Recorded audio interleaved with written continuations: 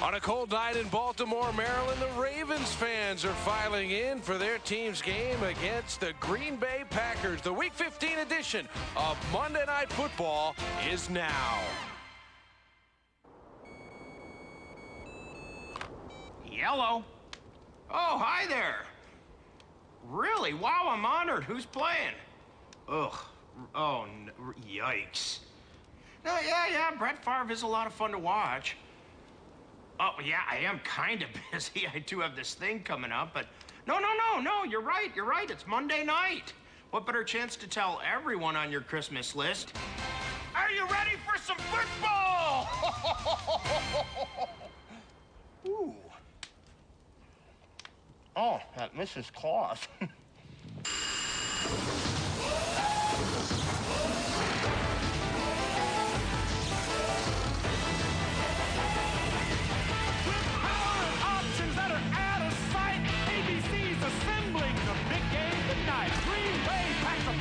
Not easy to ignore, but the Ravens make you say, nevermore. The fans are up for the ride of their life. They're coming off the line for a showdown tonight. Come on in. Come on and get ready. Are you ready for some football? A Monday night party. Al and John have the key. Let's get this baby started. Better buckle up, Super Bowl 40's in sight. Feel for Monday night. Yes, it is Monday Night Football on ESPN. The Green Bay Packers and the Baltimore Ravens about ready to kick things off at M&T Bank Stadium. Mark Brown with you for now from our Bristol studios of ESPN. As always, we'll send you out to Al Michaels and John Madden with the call, and they'll get a little help from Sam Ryan. Well, Brett Favre will be making his 30th all-time Monday Night Football appearance. Will it be his last? A lot of speculation about Brett Favre's future. Will he call it a career after this season? If he does, he won't be going out on top. The Packers come in at just 3-10, last place in the NFC North, and Favre's thrown for a league-high 22 interceptions, still throws the ball fearlessly, trying to make plays, but he doesn't have quite the same number of playmakers around him or an offensive line that protects him particularly well. The results have not been great for Favre. He's thrown more interceptions than touchdowns, still over 3,000 yards on the season. On Monday Night Football, he is 17-12 all-time, second only to Dan Marino in all these categories. Just shy of 7,000 passing yards on Monday night, 54 touchdowns, and those 17 wins. He'd love to get number 18 tonight in this Week 15 edition. His quarterback counterpart is not nearly as established. The resume certainly lacking in his third season. Kyle Bowler, well, is thought to have been the franchise quarterback for Brian Billick and the Ravens. It hasn't quite worked out that way. Has had some injuries, but overall now in his 32nd career start, he has a career rating of just 67 this season.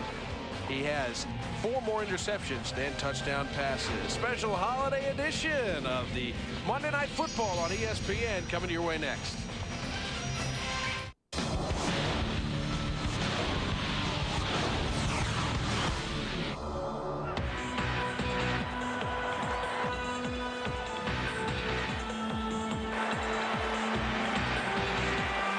After the bench did more than its fair share in the first half. Here's Gay, a part of the rally here in the second half. Whirl away.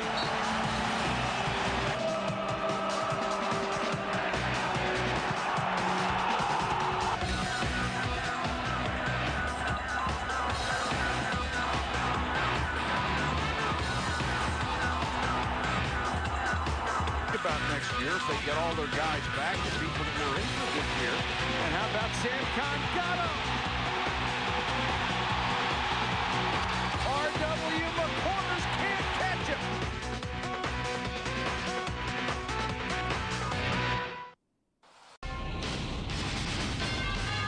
ESPN welcomes you to the following presentation of the National Football League. Wind at 10 miles an hour, and we're ready to get things underway as the Ravens host Green Bay. Matt Stover will be kicking off. Aaron Elling is a guy who's been active a lot this year as a kickoff man for them, but he's inactive tonight. Ahmad Carroll is back to receive for the Green Bay Packers. And Brett Favre will go right to work. 219th consecutive regular season start coming up for Brett Favre, and here we go from Baltimore. We start with an immediate flag from Tom White's crew, so you're going to get an offside on the opening kickoff against Baltimore as Vontae Leach runs the kick back to the 31, all bundled up. Mr. White will tell us that the Ravens were offside.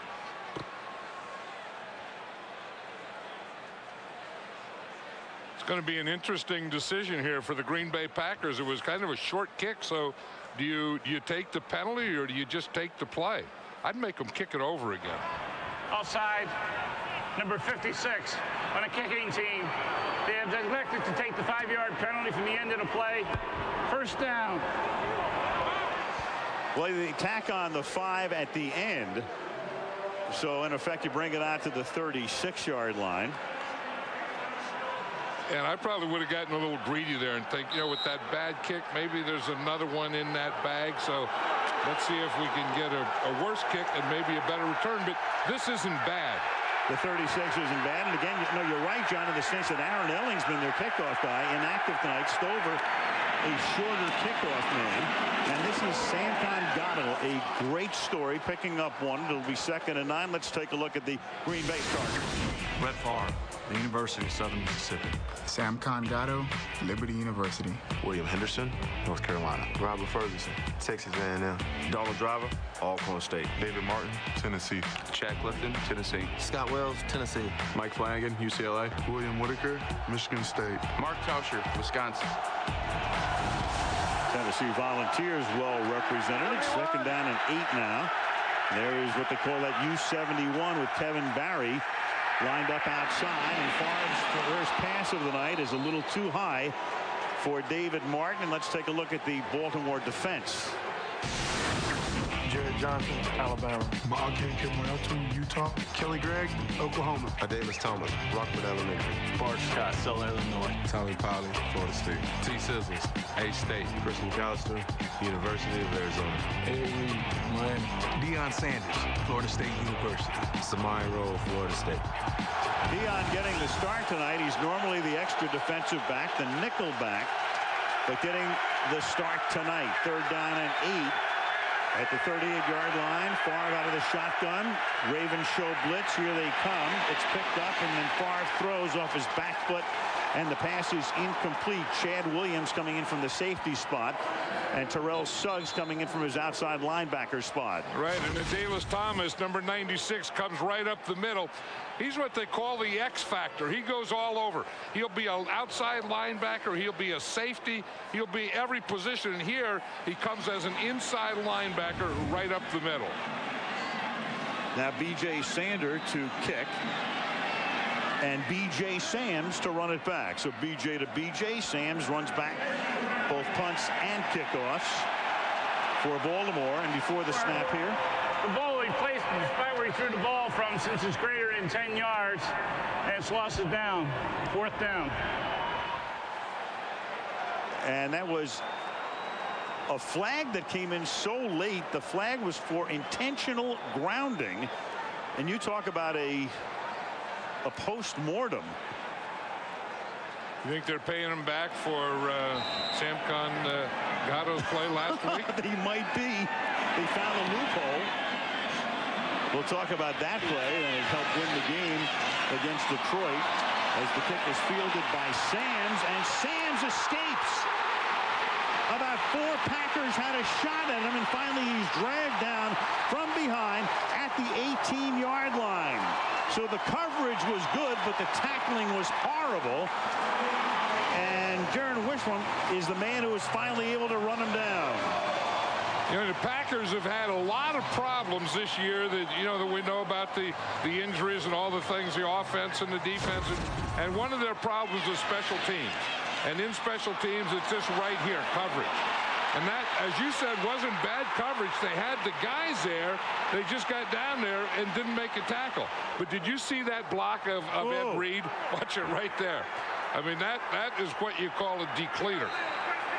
And that's on the punter, B.J. Sander. The ball is at the 18-yard line after the 41-yard punt and 49-yard run back. Bowler quarterback. The running back is Jamal Lewis. Kyle will go to the air, throws underneath, checks off, and hits Lewis coming out of the backfield. He takes it to the 11-yard line, gain of 7. Nick Barnett makes the tackle. Kyle Bowler suffered a toe injury on opening night against Indianapolis, then didn't see action again until midseason. There are his numbers. John talked about it at the top, and in effect, a man fighting for his job, fighting to be the Ravens starter in the 2006 season. Yeah, I talked to him the other day, and this is one of the areas that he really worries about is this red zone. He says he tends to press too much when he gets down here. Second and a long 2, and they give it to Lewis, and now it's going to be first down and goal. The Ravens have been terrible in the red zone. Green Bay, meanwhile, has been tremendous defending against first and goal. As you can see, since Brian Billick took over in 1999 and his pedigree on the offensive side, Baltimore worst in the league in the red zone. Into the end zone 41.8% of the time. The average team gets in about 50%. I'll tell you what gets you well quickly, though, is a good running game. And here's Lewis, and Lewis has not been providing that this season. Jamal Lewis with a flag thrown here.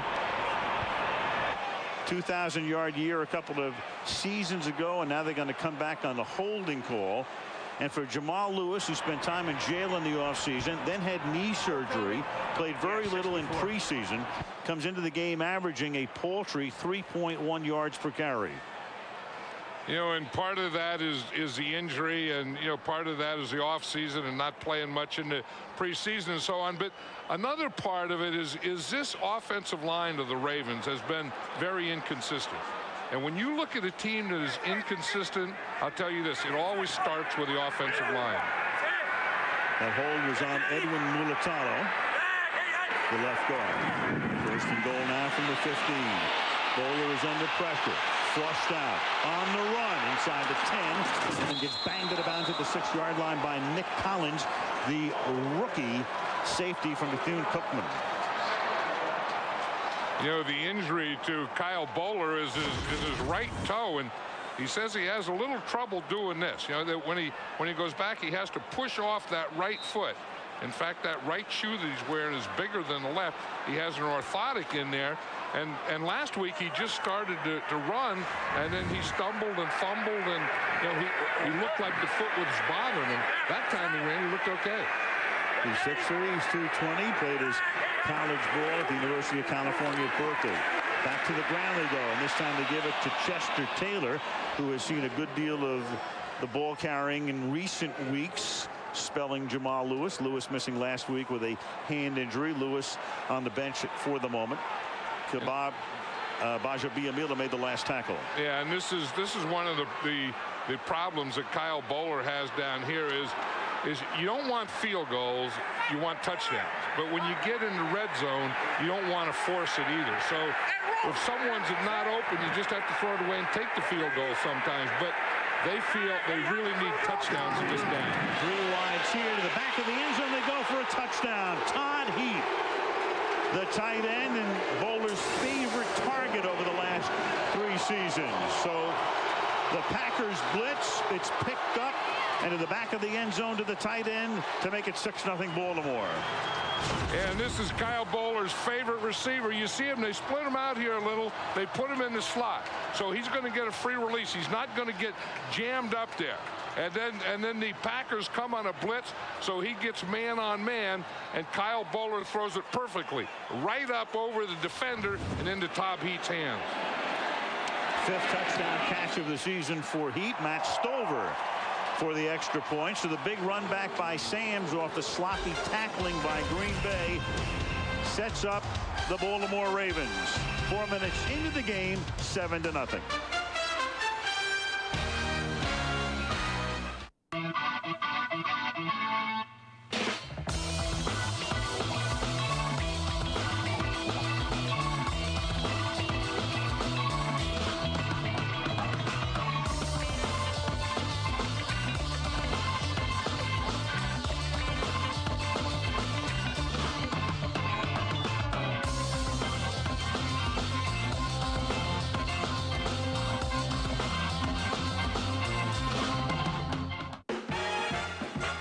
Las Vegas is the site for another season of poker.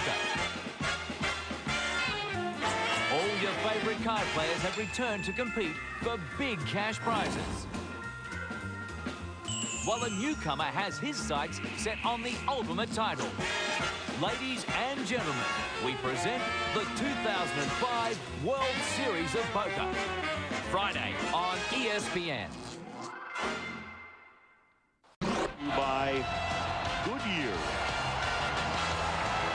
Baltimore Ravens taking advantage of that run back. Clear skies, near full moon, not quite. Matched over to kick off again. Ahmad Carroll to run it back. Better kickoff than the first one to the 5-yard line. Carroll. Flag. He takes it to the 29-yard line. Marker at the 20. And that's going to be against Green Bay, too. That was one of those illegal blocks in the back. I saw it. It was right in front of the ball carrier and maybe more importantly, right in front of the official. Tom White detects it. And Brett Favre will start in a deeper hole. Illegal block in the back. During the return, number 67, half the distance to the goal. First down. Brett Favre, take a look at his first 6 games this season. Those numbers good, even though they lost some close games. But over the last 7 games, as you can see, very un-Favre-like.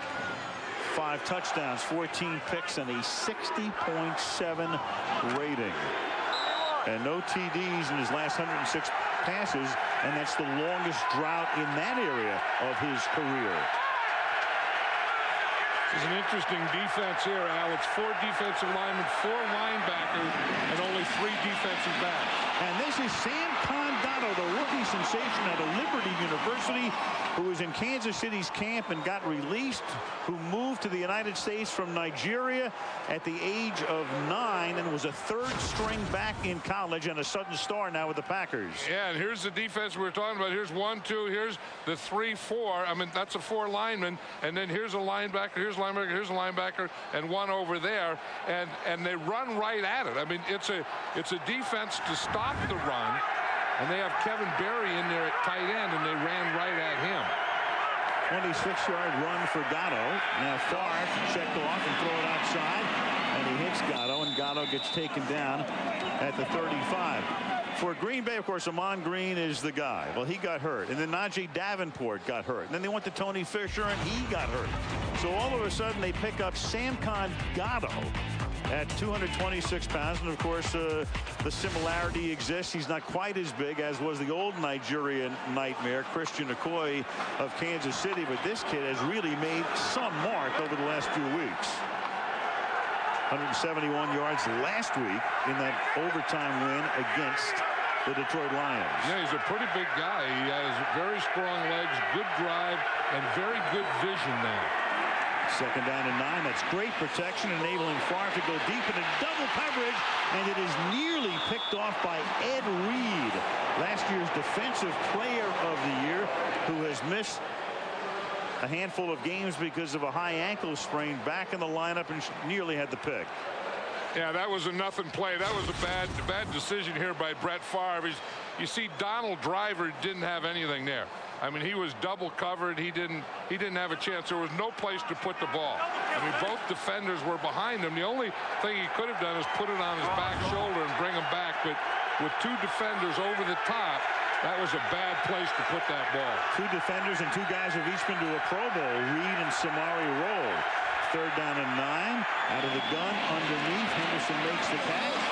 And Henderson is taken down about 3 yards shy of the first down, up at the 41-yard line by Deion Sanders. Who says Deion doesn't tackle? Well, he's playing safety now, and in nickel he plays corner, so he'll play on the slot, and then on 1st and 2nd down they got him playing what they call the deep safety or the back safety. So they're going to have a deep safety, Deion being back, and Ed Reed being the up safety. Sander to kick, B.J. Sams to run it back. Sander none the worse for wear, you would think, after that hard hard block by Reed on the run back, and the ball rolls dead at the 24-yard line. So Bowler and company go back to work with 8:55 left in the opening quarter here in Baltimore. And the Ravens on top of the Packers 7-0.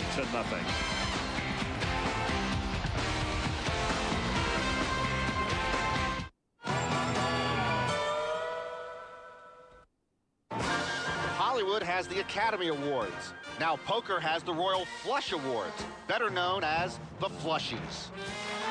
2004 was the year that the highlight culture invaded poker, raising the ante on post-hand celebrations. Greg Ramers may have been the biggest. Matthias Anderson, the loudest. There was one other performance, however, that Flushies could not ignore. With entrances so grand, reactions so spectacular, and perhaps the best line ever spoken after getting busted. If there weren't luck involved, I guess I'd win every one. Phil Hellmuth turned in a transcendent performance in 2004, earning him the Flushie for Performance of the Year. End of interview.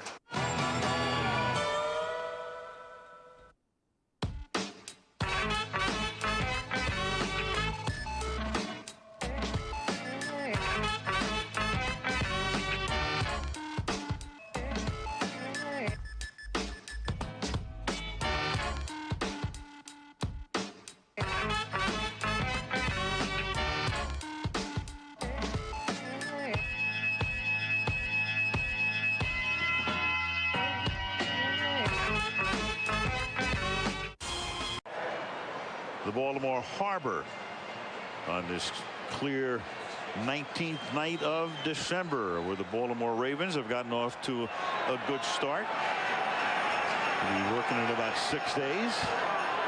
Get your shopping done as we come back to M&T Bank Stadium from the 25-yard line, and it's a draw play, and this is Jamal Lewis swinging to the outside and picking up the first down. One of the few long runs of late for Lewis, who's had a real rough time. Unbelievable. You see what happened to Ahmad Carroll, number 28, the corner. He comes on a blitz, and he's free. And he's going to come from this side here, and Jamal Lewis is just going to run right by him. Now, that's poor football. I mean, when you bring a guy on a blitz and he's free, he just can't run by the ball carrier. I mean, here he comes right here. Boom, you got to get him. You have to make the play. I mean, that's kind of been Green Bay's year. Their defense, their run defense, all those kinds of things. Up at the 42-yard line, and only a third run of 15 or more for Lewis this season. And Todd Heap to the outside, picks up about 8. Let's take a look at the Baltimore offense. Kyle Bullard, California. Jamal Lewis, University of Tennessee. Ovi Mahaley, Wake Forest. Mark Clayton, Oklahoma. Derek Mason, Mumford High School. Todd Heap, Arizona State University. Jonathan Ogden, UCLA. Edwin Militalo, Arizona. Mike Flynn, University of Maine. Brian Rimp, East Carolina. Tony Pashos, University of Illinois. Mark Clayton crooning his way into your living rooms. He was the #1 draft choice out of Oklahoma. And he's really come on. And that pass is caught by Derek Mason, the longtime Titan. He's going to look for a flag on a face mask call, and he's going to get one as well, as Al Harris comes in to make the stop after a 22-yard gain, with more to come. And that was a good pattern there by Derek Mason, who was on Al Harris, who's playing a man-to-man. They always put personal foul. Grasping inside the helmet at the face mask. Number 37. They half the distance to the goal. First down. They always put Al Harris on the guy that they think is their best receiver. He's on Derek Mason right here. But watch the quickness that Mason makes. He starts up, and then he gets on the inside shoulder, and he runs in the end, then makes it across, and Kyle Bowler hits him perfectly. Penalty on Harris. Ball at the 14-yard line. 1st and 10. Halfway through the period. Lewis to the 11. Here's the Green Bay defense. Aaron Campman, Iowa. Grady Jackson, Knoxville College. Cullen Jenkins, Central Michigan. Kabir Badjabir-Miller, San Diego State. Paris Lynn, Richmond. Nick Barnett, Oregon State. Roy Manning, Michigan. Moy Carroll, Arkansas. Mark Roman, Louisiana State University. Nick Collins, Bethune-Cookman College. Al Harris, A&M Kingsville. Harris singled out yesterday by Mike Sherman. Also, Jim Bates is having a very good season. Look at this formation here, Al. Bowler split out. With Bowler split out, the snap goes to Clayton, their #1 draft choice, who goes around the corner and gets into the end zone. So teams have been running that all year long.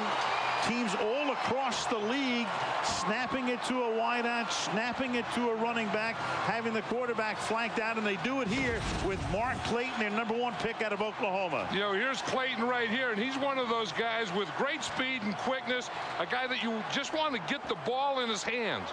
And you can do that on a screen pass, you can do it on a short pass, and now, as you say, they're putting those guys in the backfield and just direct snapping to them. Stover for the point after you have a whistle before the snap. It's also a good thing Clayton's a receiver because the snap wasn't very good.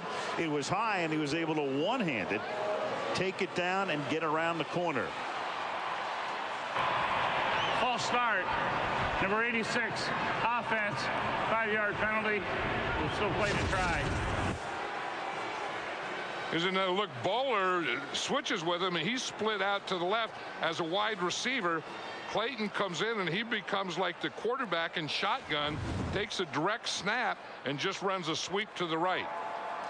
As far as where in the heck did that one come from? After the penalty, the extra point is good. And so the Baltimore Ravens, who've had a very difficult time scoring points all season long. Their offense has been anemic, but not so far tonight, 14-0.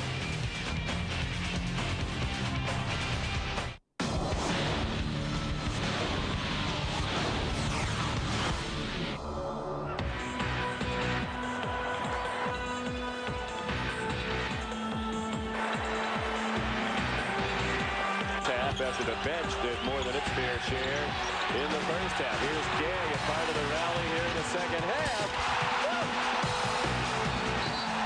Whirl away.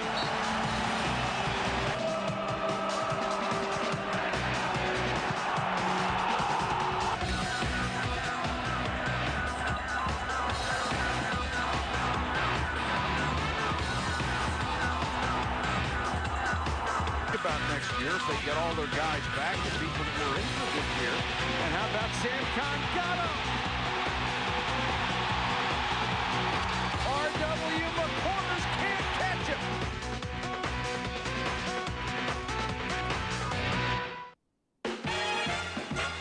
Las Vegas is the site for another season of poker.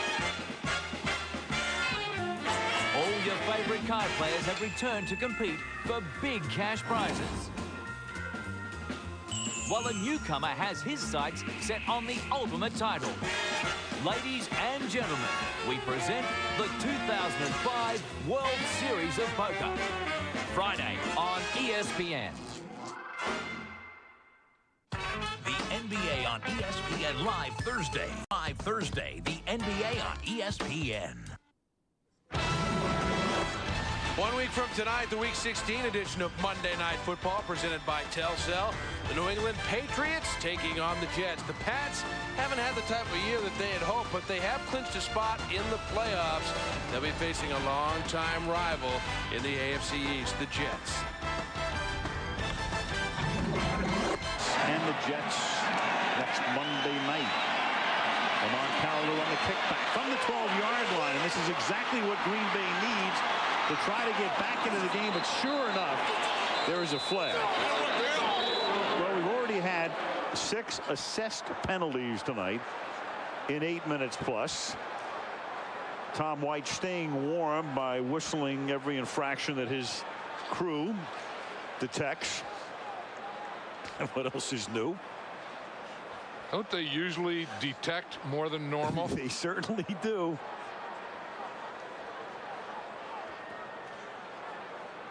Tom has spent more time on live primetime television than anybody in the history of the medium through the years. 57-yard kickoff return before the penalty.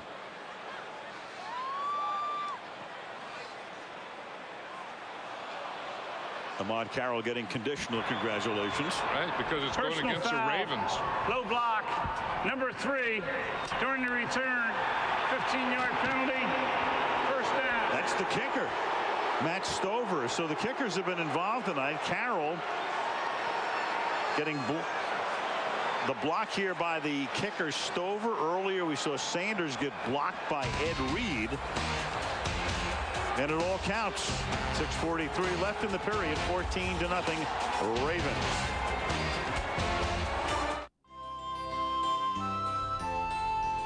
Hello from the ESPN SoccerNet Press Pass studio. The three of us would like to wish you all the very best for the forthcoming festive season. Happy holidays from all of us here on ESPN SoccerNet Press Pass. I hope your team bulges the old onion bag over the holiday period. Happy holidays, folks. And in the meantime, we'll do our best not to get into any more arguments. Cheers.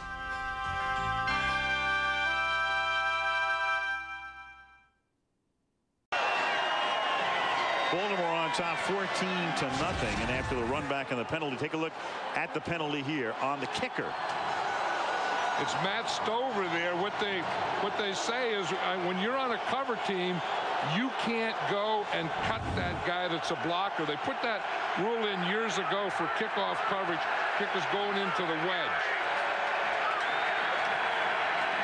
On 1st and 10, Sam Congatto to the 14-yard line. Kiamato makes the tackle. It'll be 2nd down and 9. I'll tell you one thing about this Raven defense. They have good, tough defensive linemen that are tough to move, and they have speedy linebackers, and they have Rex Ryan as a coordinator. And I'll say this about their defense: if he doesn't want you to run, you're not going to run. I mean, the best time to run against the Ravens is when they think you're going to pass. So Buddy Ryan. 2nd down and 9. Here comes Gatto over the left side, and he gets taken down at the 10-yard line by Bart Scott. 57, doing a pretty good job getting a chance to play when Ray Lewis got hurt. You know who's doing a pretty good job is Kevin Barry. He's been in there. He's the tackle, the extra tackle that goes in and plays tight ends. And every time he goes in and plays tight end, they run at him. You see here he blocks down. He's the guy that really started to create that hole for Gatto on that last play. Bubba Frank's hurt, not in the lineup. Barry getting to play a lot outside, and Favre throws, and it's tipped, and it's incomplete. It was tipped by Ed Reed on a pass intended for the tight end David Martin. Yeah, that was just a zone, and they made Brett Favre throw it into the end zone. You'll see Ed Reed is just back there in center field, but when the ball's thrown, there's going to be 7 black jerseys in or around the end zone. And that is tough to throw in. I mean, they just rush 4, drop 7, drop the 7 right into the end zone. Ryan Longwell for a 27-yard field goal attempt that is good. So it's all set up by Carroll's run back plus the penalty. They're on the board, or the Packers down by 11.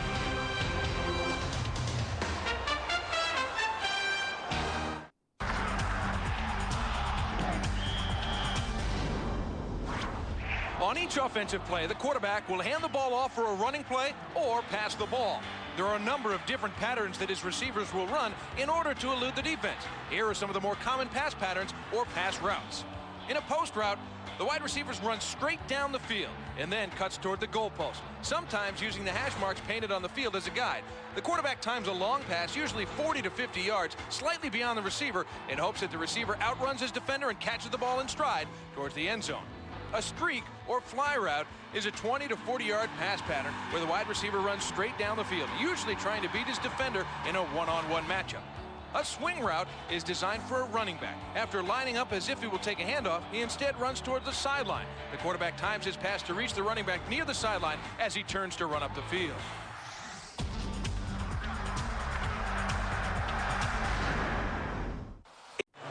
M&T Bank Stadium used to be Raven Stadium. A couple of other names along the way. Built by the city when Art Modell left Cleveland following the '95 campaign. renamed the team the Ravens. The records and the colors and all of the rest stayed in Cleveland.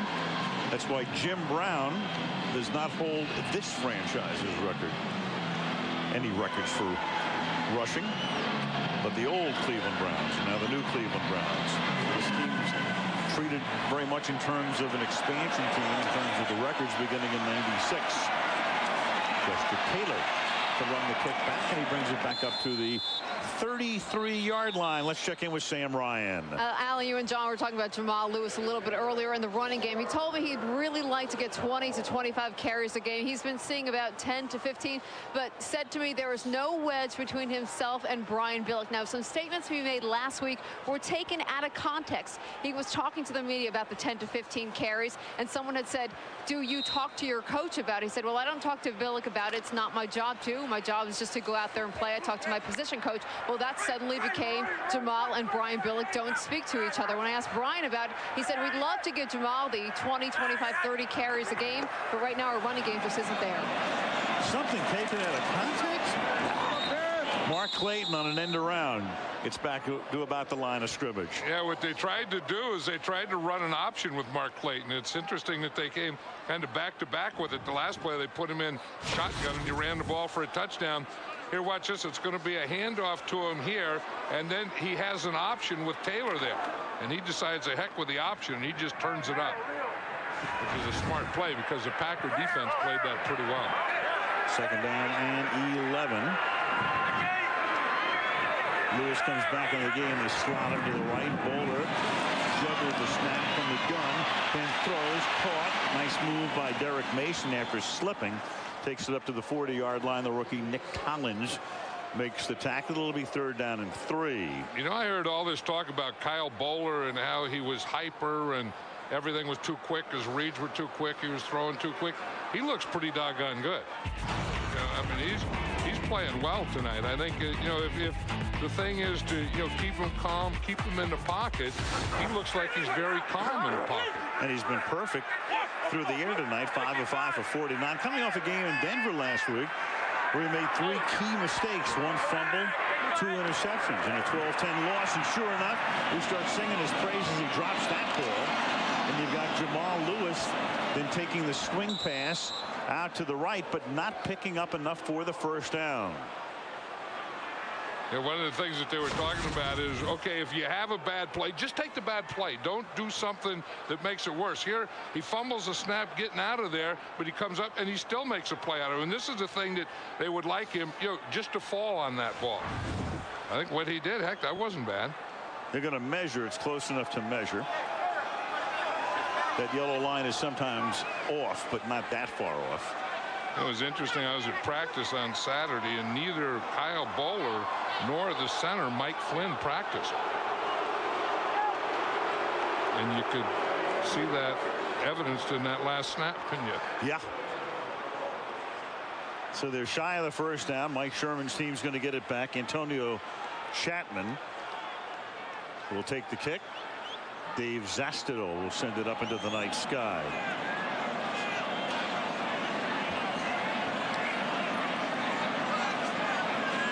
First punt of the game for the Ravens, who have scored 2 touchdowns in the first quarter for the first time since Brian Billick became the coach here in '99.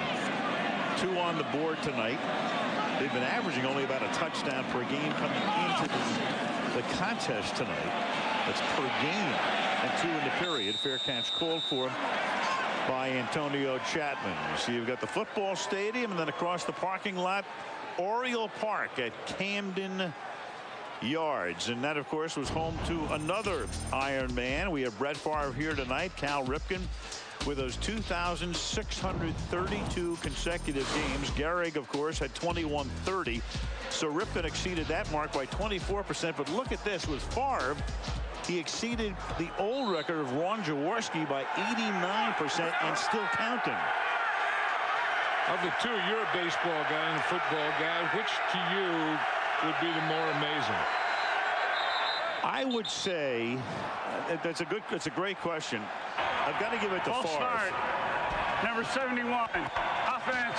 5-yard penalty remains first down. You can't diminish what Ripken did. He shows up every day. But I think if you play this sport and you're going to get sacked about 400 times, which Favre has been through the years, and you're going to go through all that he goes through, and his thumb is always banged up and bruised and all of that, I'd say this sport. Yeah, because the amazing thing about Brett Favre, and not only the way he plays and what he's done, and you know, and winning and league MVP and all those things, but he doesn't get hurt, and that has to be something that is very, very special about this guy. On 1st and 15, Favre throws, and that's caught by Donald Lee to the 11-yard line. So we were talking tonight about Brett Favre during the open. We spent a lot of time with him yesterday. He was very open. He was very honest. And it's funny because he said, I said, what does your wife think? What does Deanna want you to do? He said, you know, it's funny. He said, I'm in the living room the other night, and she says, Brett, what are you going to do? You're going to play next year? He says, the phone rings. When we get on the phone, we never finish the conversation. So to me, it's like, and Deanna's like every reporter in Wisconsin. Hey, Brett, what are you going to do? But I think the amazing thing about that, too, is that Brett didn't want her to ask again, and she didn't. Right. Sam Gatto, and I think you summed it up at the top, John. I don't think he knows what he wants to do. I agree with you. If I had to bet on what he'll do next year, I think he will play. He did say, among other things, he said this season will have no bearing because a lot of people have said, you know what, you can't go out like this. You can't go out with a team that's 3-10.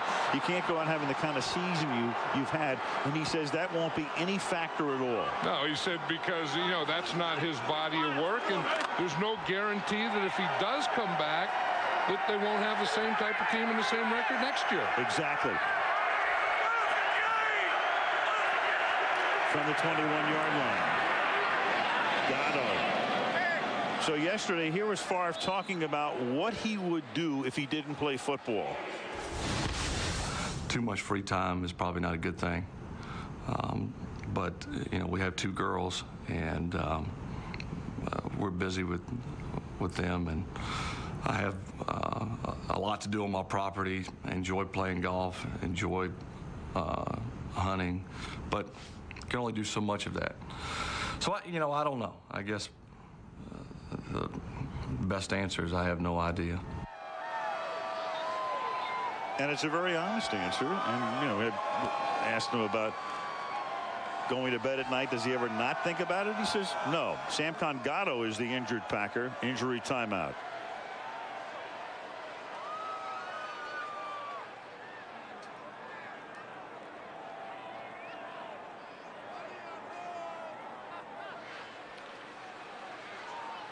.123 remaining in the opening period. So Gatto is the injured Packer. He gets up, and we'll be back right after this. Relive another great moment on ESPN. It's the biggest day of racing in America, the fabled Indianapolis 500. Difficult to capture for the most savvy veteran drivers. More difficult for a young 26-year-old gunning for his first checkered flag at the Brickyard at Indianapolis. But Helio Castroneves defied the odds and won the big race, climbed the catch fence, and the legend of Spider-Man was born. A celebration of sports memories from around the globe. Great moments on ESPN. Ryan to go over there and find out what's going on. Get a report in a minute. He sees he's rushed the ball 6 times tonight for 45 yards, and since he's been starting, he's been the workhorse. I mean, this is what, you know, the Packers about 5 or 6 years ago turned into a running team. Tony Fisher is the running back. He takes the swing pass. It's tackled over the 29-yard line by Tommy Polley. Tony Fisher with Green hurt, with Najee Davenport hurt. Fisher ascended to the top spot. He got hurt. They tried Rashard Lee for a while. He's gone right now. That gave Gatto the opportunity, and now Fisher backing up Gatto and in the game here. Look at this. They got their empty backfield here. 3 receivers down here in the bottom, 2 receivers up on top. 3rd down and 3. So 5 receivers going into the patterns. Pressure is on. Pass is caught by Antonio Chapman, and he'll pick up the first down. So Favre, short drop, gets rid of it quickly with 4 wideouts there. Suggs comes in and knocks Favre down at the end of the play. And in the waning moments of the first quarter, Green Bay able to move the chains. And Favre wincing. Terrell Suggs is going to come free here, number 55, and that's why Favre is wincing, because just after he threw that ball, Suggs was right on him. That's one of the things when you go empty backfield, you are going to get a rush, and you better get rid of the ball quickly. End of the period. Baltimore 14, Green Bay 3, and Monday Night Football resumes after this message and a word from our ABC stations.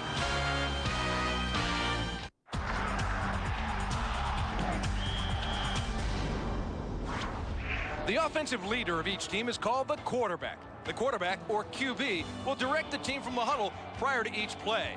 He will either call the plays himself or more commonly relay instructions from his coach via an electronic earpiece in his helmet.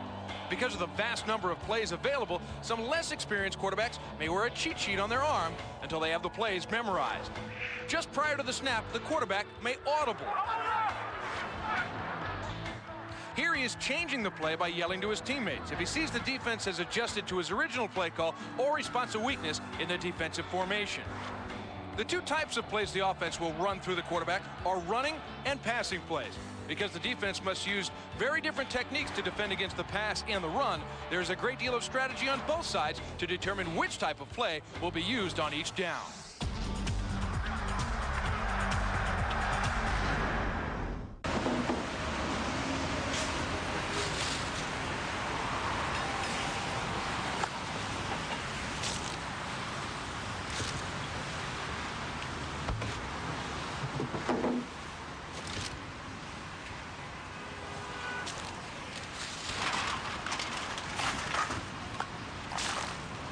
The whole set.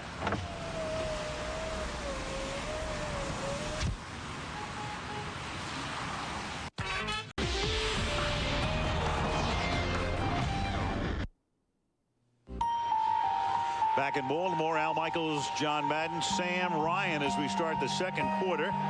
Ravens jumping on the Packers early and leading 14-3. It's first down for Green Bay. Favre took a shot on the last play of the first quarter, starts the second quarter, and begins by giving the ball to Tony Fisher, who puts it back upfield. Gain of about 3. That report on Samcon Gatto from Samcon Ryan. Sam? My new name. Well, thank you, Al. Samcon actually on the training table behind me. He tweaked his right knee. That's what the training staff is telling me. They're checking it out. He tried to walk a little bit on the sideline, loosen it up. They are checking the ligaments. They tell me his return is probable. And take a look at this. Amon Green, of course, their starter, hurt. Davenport then took over. He got hurt right away. Fisher starting 1 game. Lee started 1. And Gatto now 5. Top 2 guys who will both be free agents next year on injured reserve. Favre to the fullback, Henderson across the 50. And William Henderson takes the ball to the 43-yard line for a Green Bay first down, tackled by Bart Scott. You know, for a guy that used to be a load and a lead blocker, Henderson has become a pretty good receiver, and he doesn't do that lead blocking stuff anymore, and this is what he does more than ever. But watch this move that he's going to make right here on Deion Sanders. I mean, here comes Deion Sanders to tackle him, whoop, right over him. I said Deion Sanders was coming to tackle him. I'm not sure about that. Euphemistically. Yeah, let's Deion, a great cover corner. He hates that term. Well, when he tackles like that, that's why he hates that term. Here's Fisher.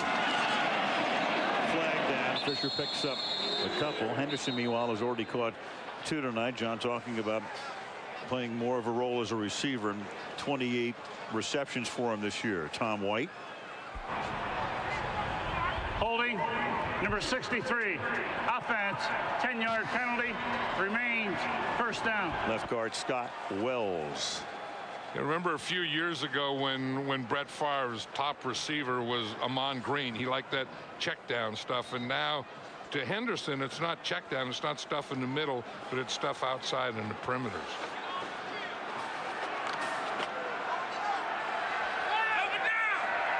Early second period. Fish to the tailback behind the fullback Leach. Is swinging out to Fisher. Fisher across the 50 to the 48-yard line. Let's take a look at it. Dallas Thomas, a guy who plays all over the field, John. Well, you know, he's a linebacker, basically. I mean, that's what it is. He's a linebacker in a 3-4. But here you see him lined up back here as a safety.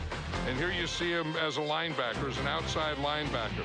Here you see him as a 3 technique, a defensive tackle, as a pass rusher. Here you see him starting out as a safety, but blitzing up the middle. So he's there, as Rex Ryan said, he's their X factor. He lines up all over. He's been a defensive lineman, a linebacker, and a defensive back. 2nd and 14, and the pass is a little bit behind Driver. And as if that isn't enough, he is on all of their special teams, and he is good enough on special teams to have been the designated special teams player from this conference in the Pro Bowl 2 years ago. Well, you know that he's a bright guy, and that's a big thing. You know, when you have a player who is a good player and a physical talent, but is a smart football player, you can do these kinds of things with it. But I'll tell you, I mean, just being a good football player is not enough. He better be a bright guy, and Dallas Thomas is a bright guy. And in phenomenal shape. 3rd down and 14. Favre rolling. Quintessential Favre. And then he throws into traffic and has it intercepted at the 3-yard line. Buying time, going to the sideline, launching it, and Robert Ferguson, the intended receiver, with Samari roll, picking it off inside the 5-yard line. Brett Favre leading the league in interceptions. 23rd right there.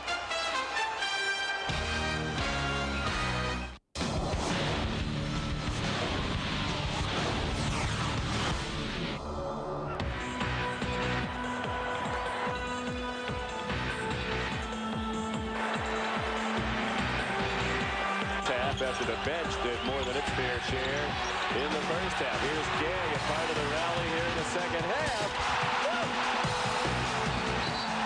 Whirl away.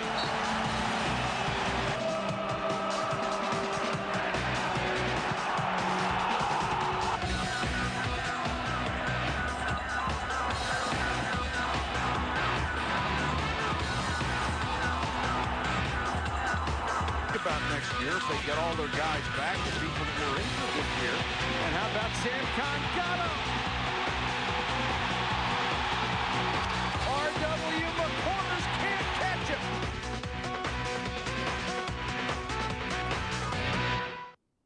ESPN presents exclusive coverage of the battle for Holland. The Dutch Cup. From the lowlands to the cities, action that brings fans to their feet. All of the Netherlands' big clubs fight it out for the country's top honours. The Dutch Cup. The Dutch Cup. Early round coverage begins with Holders PSV taking on FC20. Tuesday on ESPN.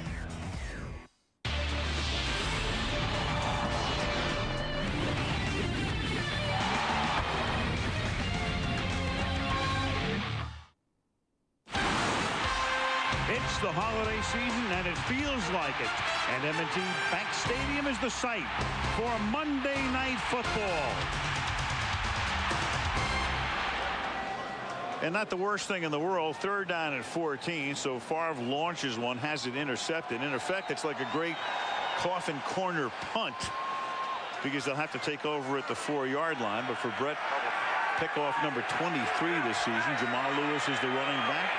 First down for Bowler and company from the 4-yard line. Lewis is going to cut it back up to the 8-yard line. Aaron Campman with the tackle.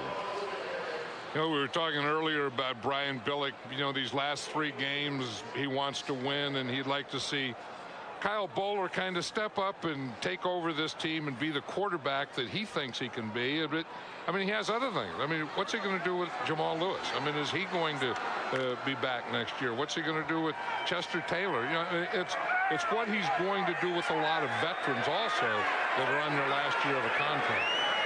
And Bowler only has 3 games to make Billick feel a lot better about starting him. He actually almost overran Lewis on the handoff there.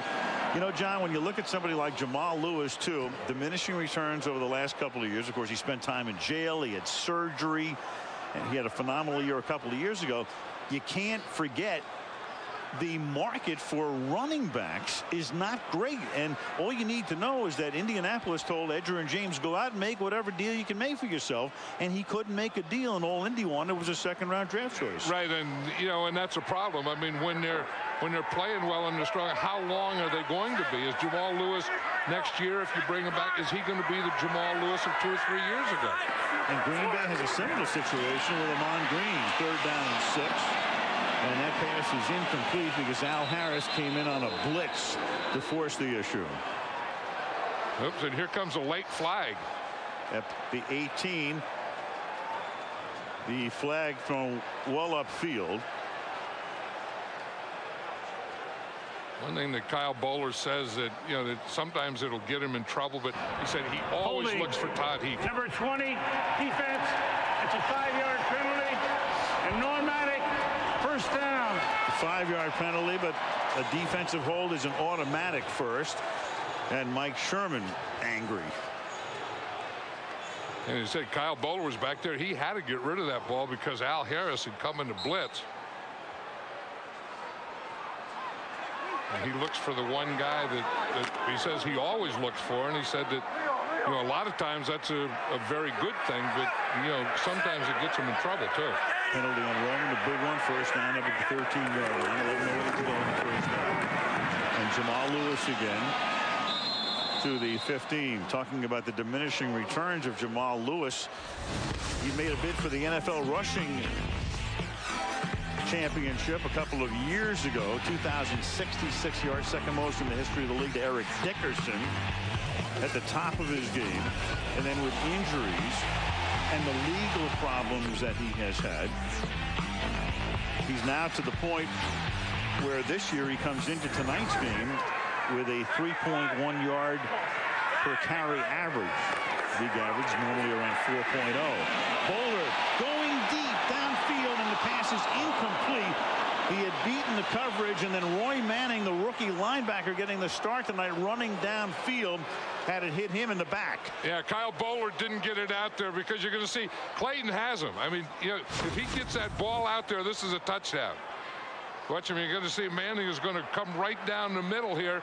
Bowler kind of puts everything on it, but you see Clayton has to wait for it, and Manning is able to catch up with it. The ball just hits him right in the back of the head. But had he got that ball out there about 5 more yards, that's a touchdown. Threw that against the wind. It's Bowler's first incomplete pass of the night. 3rd down and 8. Out of the shotgun. Pressure is on. Fires it over the middle. Caught. Todd Heap, who scored an earlier touchdown, his favorite target over the last 3 seasons.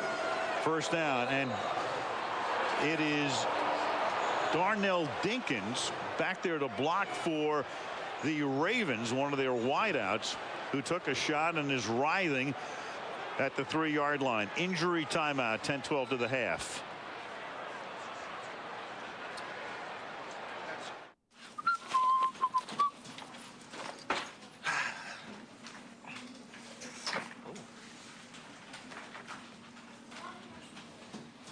Scott? Mm-hmm. Did you possibly switch chairs with me?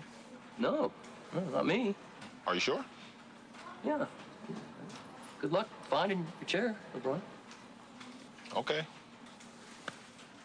Okay.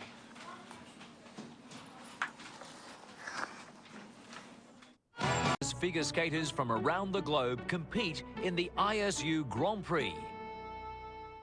From the city of Osaka, Japan, the NHK Trophy, Tuesday on ESPN.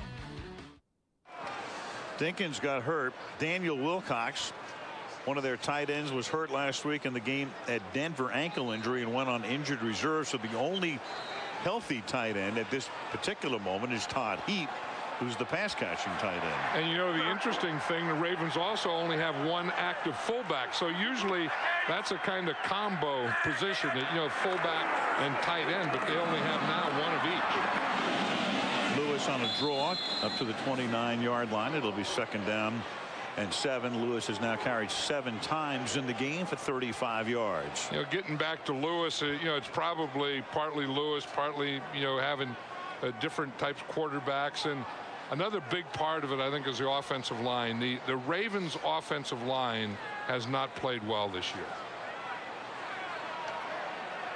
And that's a line that's anchored by the left tackle, Jonathan Ogden. He's been to 8 consecutive Pro Bowls. As swings it to the outside. Todd Heap a little short of the first down. Quickly check in with Sam Ryan. Yeah, you're talking about Jamal Lewis on the contract situation. I did speak to him about it earlier last week, and he said, you know, I think this organization deserves me a long-term contract. I think I've proven what I can do, what I show them as far as the carries. That's really why he wanted the 20 to 25 carries a game. His production just isn't there this season. He did say if they intend on putting the franchise tag on me, that's just strictly a business decision. Well, it'll be very interesting in his case and in the case of a lot of other players in the league, you know, especially the running backs. The market is just not what you think it would be. Yeah, and I would rather have a back want it to win the game than to get a new contract. Definitely. Chester Taylor up to the 38-yard line.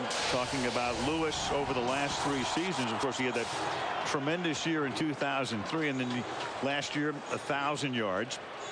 And this year, with the jail time, with the surgery and all of that, you know, coming into tonight's game, just 673 yards. Was out last week because of a hand injury. 1st and 10 from the 39-yard line. Here he goes again to the outside. Picks up about 4. 2nd and 6. You know, that's a, you know, we're saying that you would hope that a guy would want a lot of carries. You know, in other words, the old deal where just put the whole game on my shoulders. I'll just take it and we'll go out and whip him. You would hope that that would be the reason. But then you can see the other side of it, too. We look at his numbers. The numbers go down. If your numbers go down, you don't get a contract. So if you want a bigger contract, you have to get your numbers up. But I guess I'm old-fashioned. I mean, I would just like to see, you know, let's go out there, first of all, to win the game. If we do that, other things will fall into play. Well, a lot of us are old-fashioned in that regard. On 2nd and 6, Heap having a big night, scored a touchdown to get him started. And that's 5 catches now for Todd Heap for 35 yards. You know, Jim Bates is the defensive coordinator of the Packers, and this is the thing that he was worried about is Todd Heap. He says, you know, he said, if we blitz or if we put pressure on, he said, what I'd like to do, he said, we can handle the wide receivers. You know, we have the corners that can do that, but I don't know that we can handle Todd Heap. I don't know that we have a defense for Todd Heap, and the first half is showing that they haven't. 9 completed passes, 5 of them to Heap. This is the 11th play of a drive that started at the 4-yard line after the Favre interception. Gain of a couple will be 2nd down and 8. Now, you're talking about Jonathan Ogden kind of anchoring this offensive line. He's not having a Jonathan Ogden year, but he's still one of the best tackles in football. And when he turns, when he fans out on you like he did on Kabir Gbaja-Biamila on that last play, he really fans out. I mean, he'll take a guy and watch. He's just going to turn out, just fan out here. But watch, when he gets through with you, you're on the line of scrimmage, but you're about 5 yards removed from where you started. 2nd down and 8.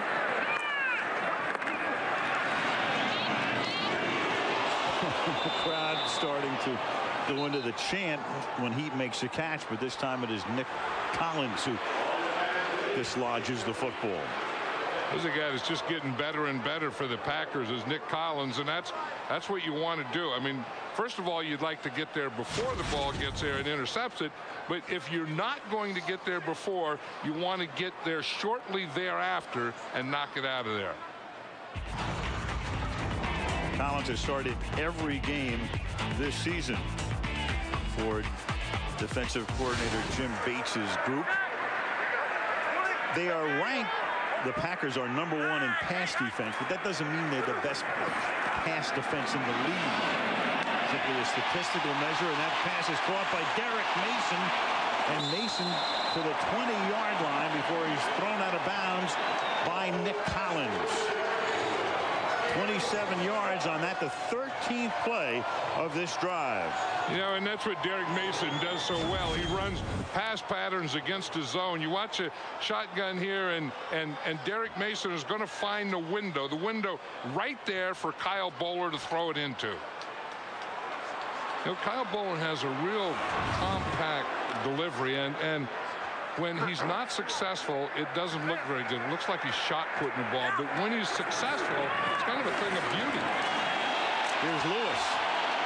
Picks up about 7. Yeah, if you just walked into the stadium and you didn't know about Bowler and the frustration that some of the fans have with him and the erratic start to his career, you'd say, this guy's pretty good. No, I'm very impressed with him. I mean, I thought, again, I wanted to watch him practice on Saturday, and I went there figuring, well, I'll watch him. I'll come to the stadium. I'll see what he does. And then he just stood there in sweats all day. Didn't do a thing. His right toe was bothering him, but he looks awfully good to me. And Lewis could not change direction. He's tackled here by Niall Diggs, setting up 3rd and short.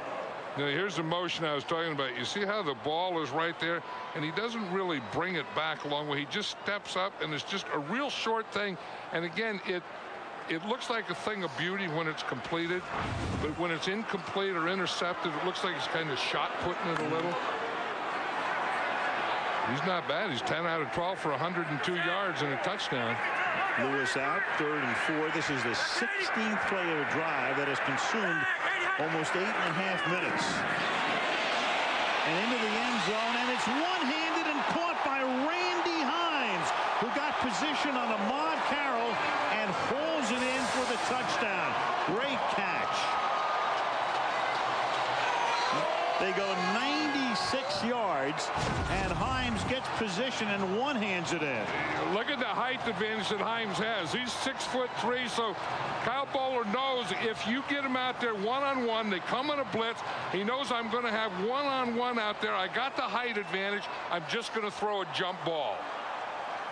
And if you're going to throw a jump ball, you're going to throw it to Hines, and you're going to throw it on Ahmad Carroll. He had a 5-inch advantage. Meanwhile, the Ravens, who had scored 20 or more points in only one game all season, have 21.5 and lead 21-3.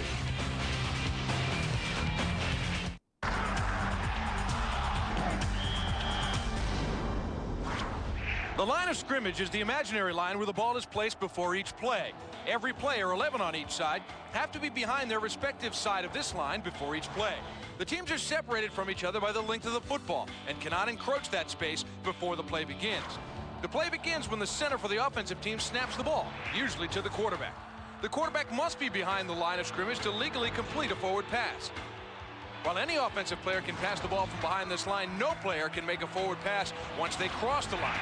At this moment, they are limited to running the ball or making a sideways or backwards pass known as a lateral.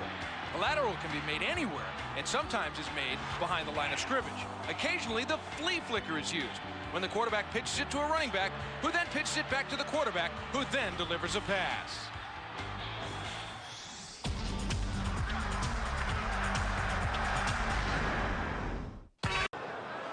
The Ravens go 96 yards.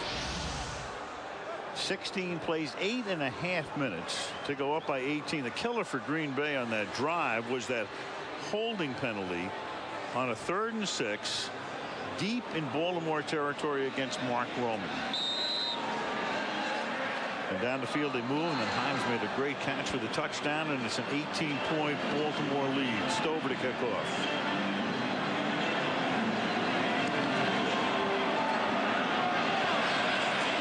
Kick is dropped and then picked up by Leach at the 11-yard line. He's going to bring it back to the 19-yard line. So 4:04 remaining in the opening half here in Baltimore. Ravens on top of the Packers 21-3.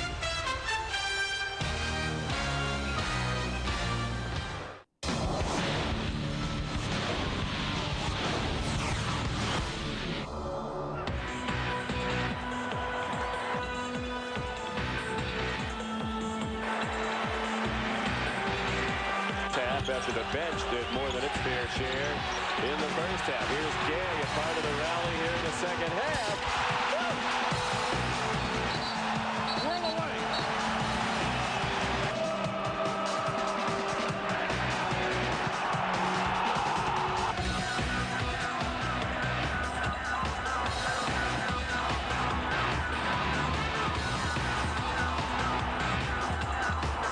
about next year if they get all their guys back, the people that were injured this year. And how about Sam Gatto? R.W. McCorders can't catch him.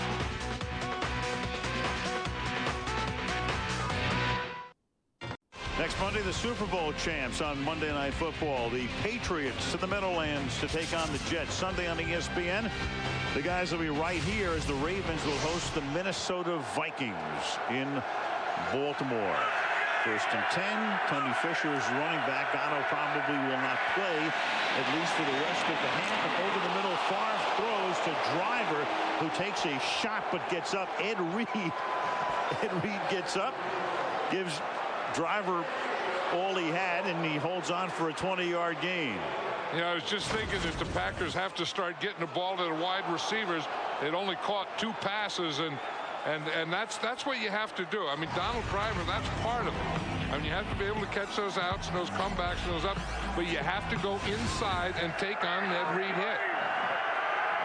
Empty the backfield with Fisher going in motion. And Favre's going to go deep down the left side, and that pass is tipped and incomplete. And there is Ed Reed all over the field. One reason he was the defensive player of the year. Robert Ferguson, the intended receiver. How many push-ups did he do there after he missed that? That's the old thing where you think you should have it, you don't get it, then you give yourself 5 or 10. This is 2, 3. 3. Just 3. That's not much punishment. He's coming back from an injury. I think Brett Favre is throwing the shorter pass and the medium ones pretty well, but he's just throwing that ball up on the deep ones tonight. Fourth back to Noah Herron, so they go to their 3rd string back to the 46-yard line. Sam talking about Sam Gatto with the knee injury, the sprain. So the word from the bench right now is you won't see him for the balance of the half, which has 3:05 to go. So you're down to Fisher and Herron, who's a rookie free agent out of Northwestern. Right, and they like to save Fisher for the passing downs or this 3rd down type situation here. You'll see Tony Fisher in there as a back now. There's Fisher. Herron, meanwhile, started the season, played in 2 games earlier with the Pittsburgh Steelers. They're down 4. Far to the right side, and that is caught by Antonio Chapman. Let's see where they give him forward progress. It'll be enough for a first down, because they're going to mark it at the 48-yard line. That'll move the chains. Yeah, that's not bad when you spread out the formation. If you just have to throw for 4 or 5 yards, it's really tough to spread out. To go 4 wide receivers, 5 receivers, empty backfield, and then have any time today. So I think that one was 4 wide receivers.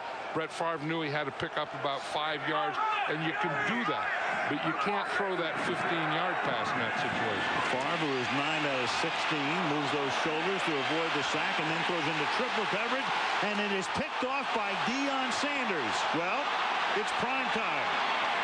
It's Monday Night Football. It's probably the last time Deion will play on Monday Night Football, and why not a pickoff there as the pressure was put on Brett Favre by Ed Reed. So the safety blitz, but the other guy stays back, and Deion with the pick.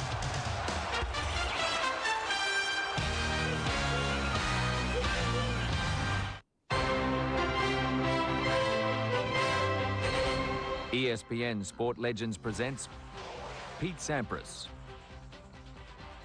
Pete Sampras retired from tennis in 2003 with a record 14 Grand Slam titles. Consistently ranked #1 in the 90s, he's spoken of in the same breath as the all-time greats. However, his unemotional style made it difficult for many to see his greatness while he was playing. With me, there really isn't anything controversial or that's where I got the claim of the boring thing, was because I didn't, throw my racket or act like a jerk out there. He's extremely true to himself. He's never tried to be something he's not. The only thing he's ever tried to be is the greatest tennis player who ever lived. He's a man of whole cloth. I applaud it. You can't instill or inject my personality into Pete Sampras. A true fan would look at that and say, man, this is a bluff. As he's accepted himself, other people are going to have to accept him for who he is.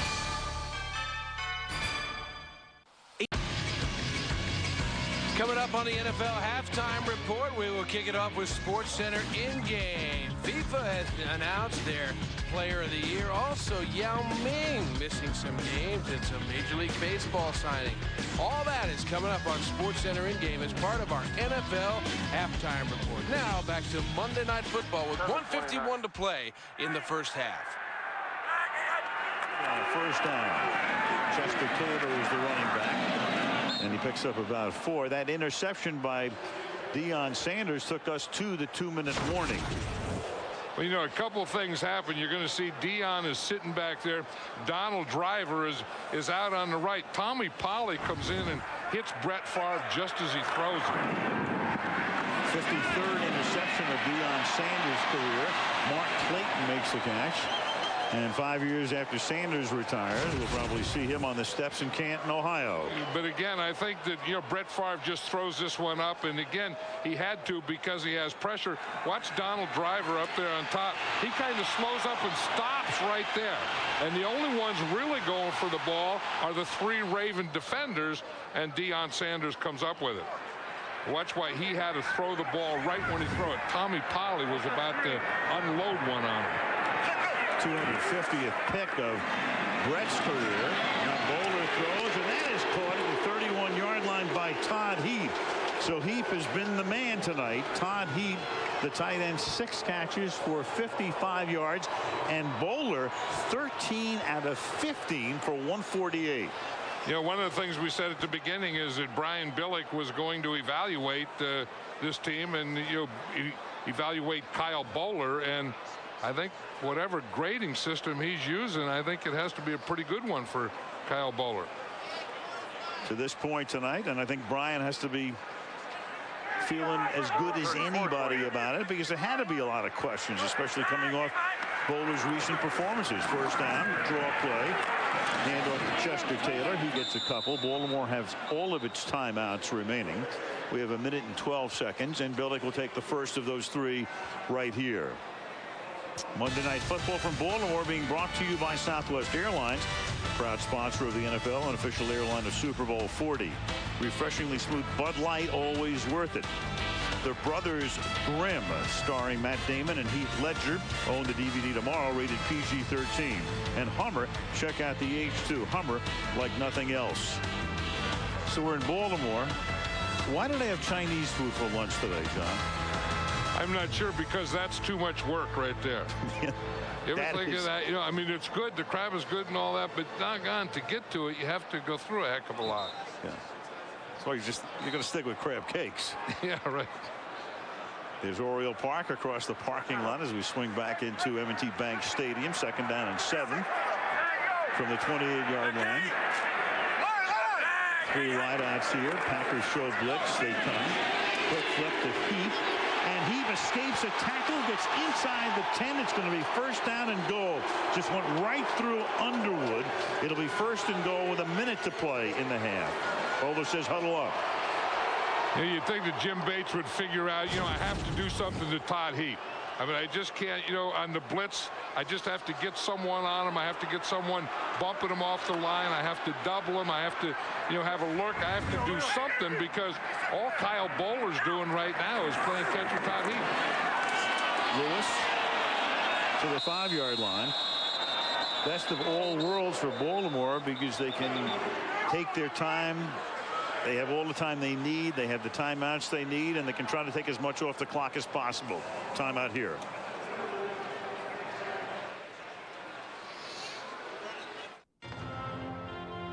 Relive another great moment on ESPN. It's the biggest day of racing in America, the fabled Indianapolis 500.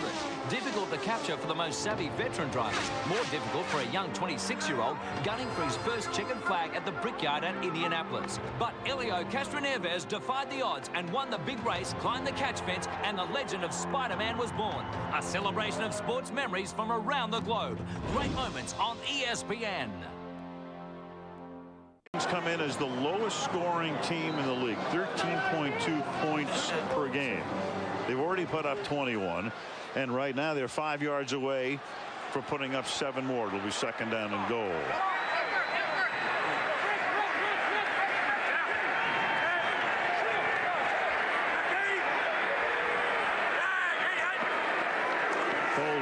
who's missed only 2 tonight. This is a third. And it'll be third down. Randy Himes, who scored an earlier touchdown, the intended receiver. And so it'll be third down and goal from the 5-yard line. It was interesting. They split out Todd Heap there, and it looked like he was going to go to him, and maybe that's what the Packers thought, and he was, going to get the ball out to one more guy. But, like Brian Billick was saying, you look at Bowler, and he's big, and he's strong, and he's smart, and he has all the tools, and you can't find one thing that he doesn't have, except, he speeds up too much and plays the game and sometimes gets a little too anxious, but he doesn't look that way tonight. On third and goal, and that one is knocked down at the line of scrimmage. Colin Cole came in to get a hand on it. You can see Bowler barking at himself as Stover comes in to try to tack on 3 more. That's what rush guys do now, and it's pretty smart. You rush and you rush and you rush, and if you can't get to the guy, you just get in his lane and get your hand up. You rush if you can get by your guy and beat him, fine. If you can't, you just find the lane that the quarterback is looking and try and get a hand up in that lane. 23-yard attempt for Matt Stover, one of the original Ravens, and he goes back to the Cleveland years as well. 16th season in the league, 23 ticks left on the clock, 24-3 Baltimore. Here's Sam. Al, you're talking about Deion Sanders and Brett Favre earlier. When Brett began his career in the NFL in 1991 in Atlanta, he was teammates with Deion Sanders. Now, Deion told me his nickname was Prime Time. As for Brett, they called him Country Time. Deion said, I spent a lot of time with him. I even took him clothes shopping, although he didn't inherit Deion's style. He said Brett was wild. He compared him to a wild horse. He said, you knew he'd be great. He just needed to be tamed. Well, he started at Atlanta, and then Ron Wolf effected that trade to Green Bay. And then when Brett came, and then Reggie White came as a free agent, and Mike Holmgren was there. And, of course, Ron Wolf did such a magnificent job there. I mean, the glory years came back to Wisconsin. Right, and, Brett was talking about that with Deion Sanders. He said he used to tell him in practice when Brett was running the scout team, he used to say, if you complete a pass on us, I'll give you $10.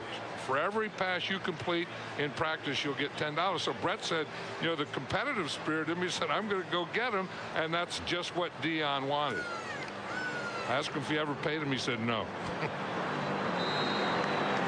So while Favre contemplates retirement, keep in mind that Sanders did retire. Deion was out for a couple of years, then came back. The question with Deion is, will he play another season in 2006? Carroll takes this back to the 28-yard line with 17 seconds remaining in the opening half. And now the question becomes, in a situation like this, down 24-3. Do you start to look at the guy behind him? Do they start to look at Aaron Rodgers, who, like Bowler, went to the University of California? We were talking last night to Mike Sherman, and he indicated no, unless you got into a situation where it was a route. Well, yeah, and he was talking about where he was on the other end of the route, but I don't, I think it's a thought that will probably come maybe later in the second half, but I don't think it'll come at the beginning of the half. Here's Fisher. And Tony Fisher will take it out to the 45-yard line. And the Green Bay Packers are going to stop the clock. Through the years, there have been so many quarterbacks who've come through Green Bay. I mean, guys like Matt Hasselbeck and Mark Brunell and Aaron Brooks, and guys who could have had Favre suffered some sort of an injury or a career-ending injury, whatever, could have been the guy. So who's going to be the guy? Who will someday be the guy? As you look at Ted Thompson, the general manager, Bob Harlan, the major domo of the Green Bay Packers. I mean, sooner or later, that time is going to come. Will Rodgers be the guy? Yeah, and I think, he probably will be if you want to rebuild. I think there's two things here. If you have Brett Favre back, then I think you just want to get your players healthy again, and you want to fill in with free agency and take a run at the championship. If you're going to rebuild, then Brett's probably not going to be there. Then you go with Rodgers. But to me, there's two sets of dynamics there. Favre did a launch one against the Cleveland defense, and it's underneath and incomplete to David Martin, who started to look upfield, and now you have 6 seconds remaining. in a frustrating first half for Mike Sherman's team. And he's just trying to get something going. I think part of those deep passes for Brett Favre have been out of frustration too, and just kind of hoping. I mean, like I said earlier, he's kind of thrown his short passes okay and the medium range one, but the deep ones, he's just been throwing them up there for grabs.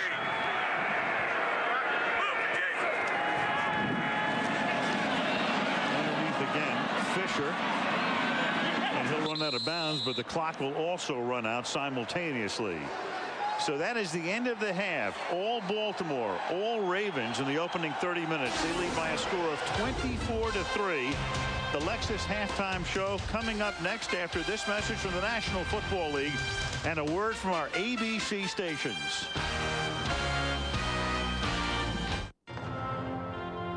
Relive another great moment on ESPN. It's the biggest day of racing in America, the fabled Indianapolis 500. Difficult to capture for the most savvy veteran drivers, more difficult for a young 26-year-old gunning for his first checkered flag at the Brickyard at Indianapolis. But Helio Castroneves defied the odds and won the big race, climbed the catch fence, and the legend of Spider-Man was born. A celebration of sports memories from around the globe. Great moments on ESPN. The NBA on ESPN Live Thursday. The new dynamic duo, Manu, Oberto, and the champion Spurs are currently riding high in the West. They head to the Garden to face the Knicks. Spurs, Knicks, live Thursday. The NBA on ESPN. Welcome back to the NFL Halftime Report for Monday Night Football on ESPN. The Ravens all over the Packers at home, 24-3.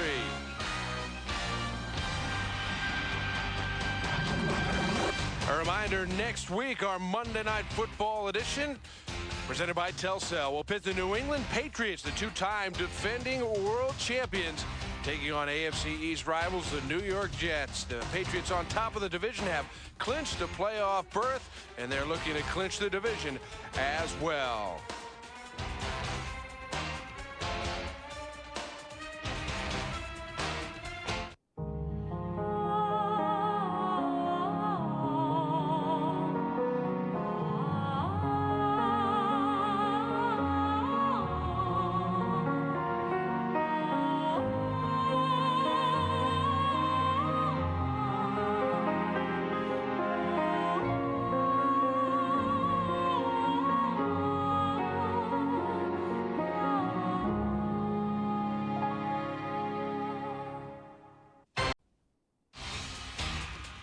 Well, Baltimore crab, you gotta love it. Crab cakes, little coleslaw. The Ravens at home hosting the Green Bay Packers and taking it to them on Monday Night Football.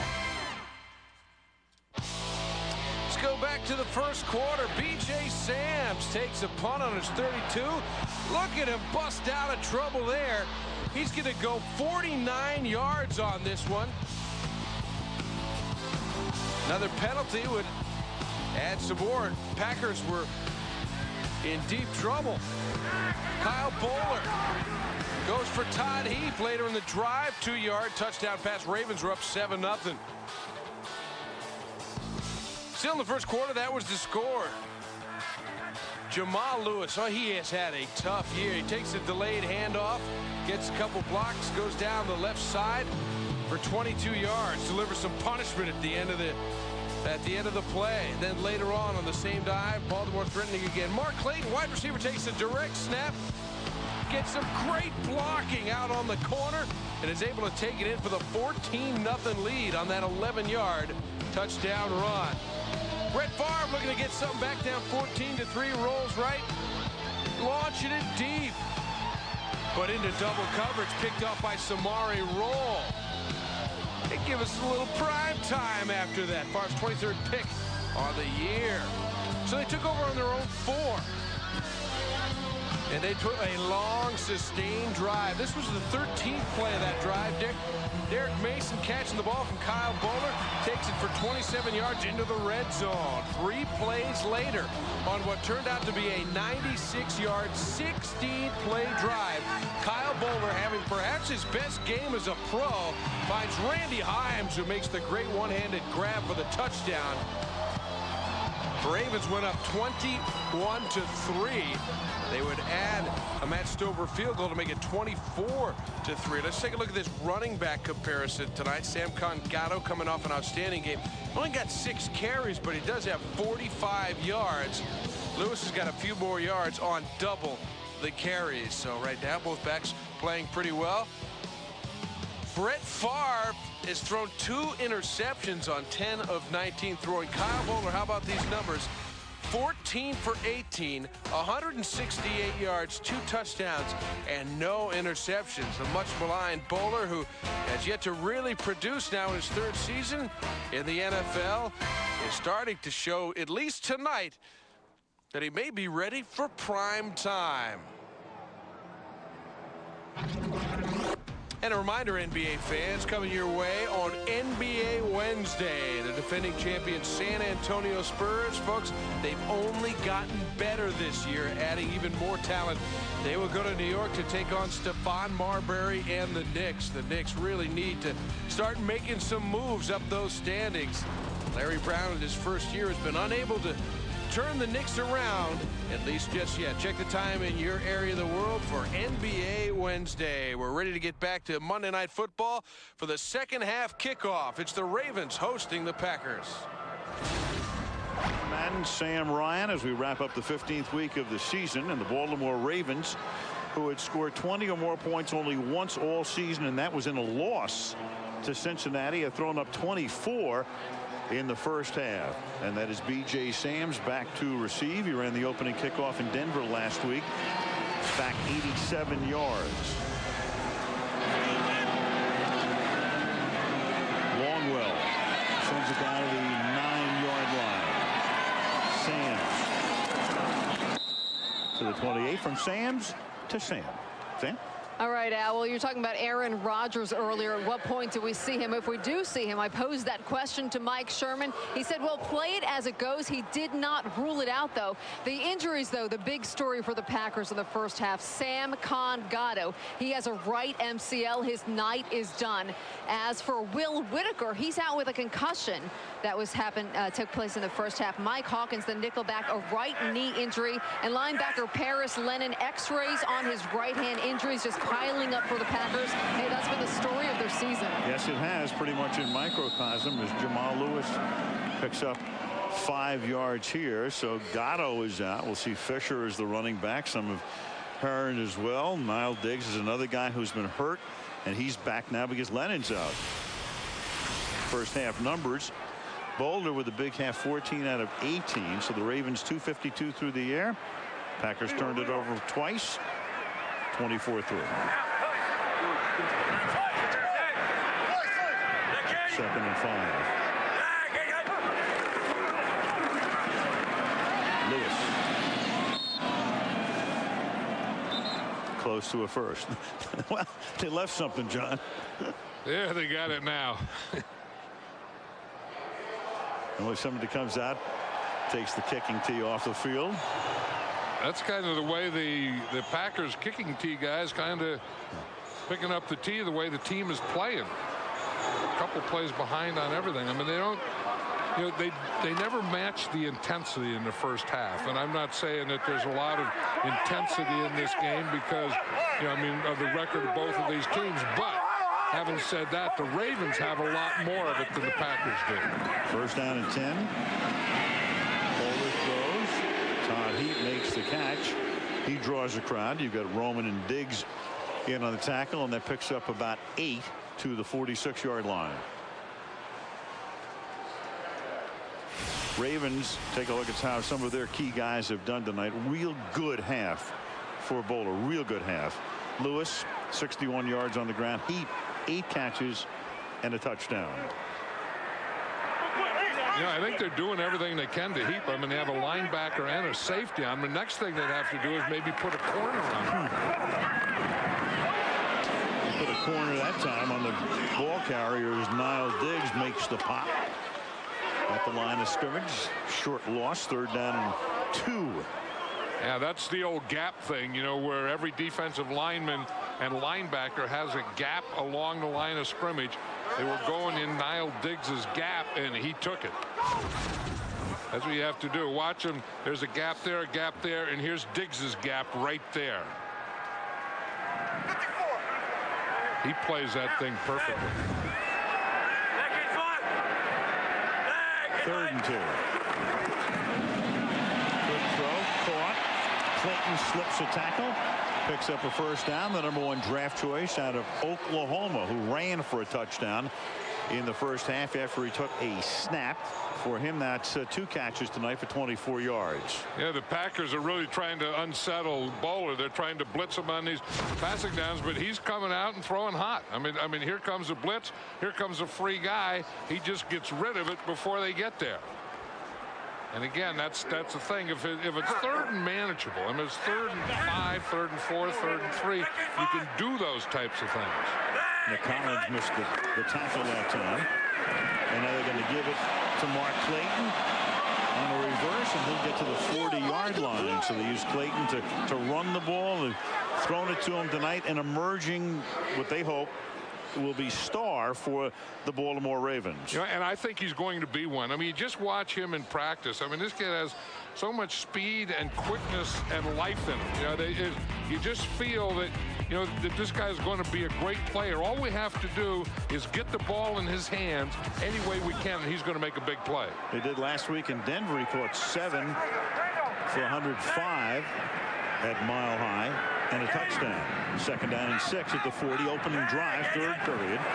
Baltimore leading by 21. And Bowler throws, and that's caught by Derek Mason, a little short of a first down. They're spotted at the 35-yard line. The tackle there is made by Mark Roman.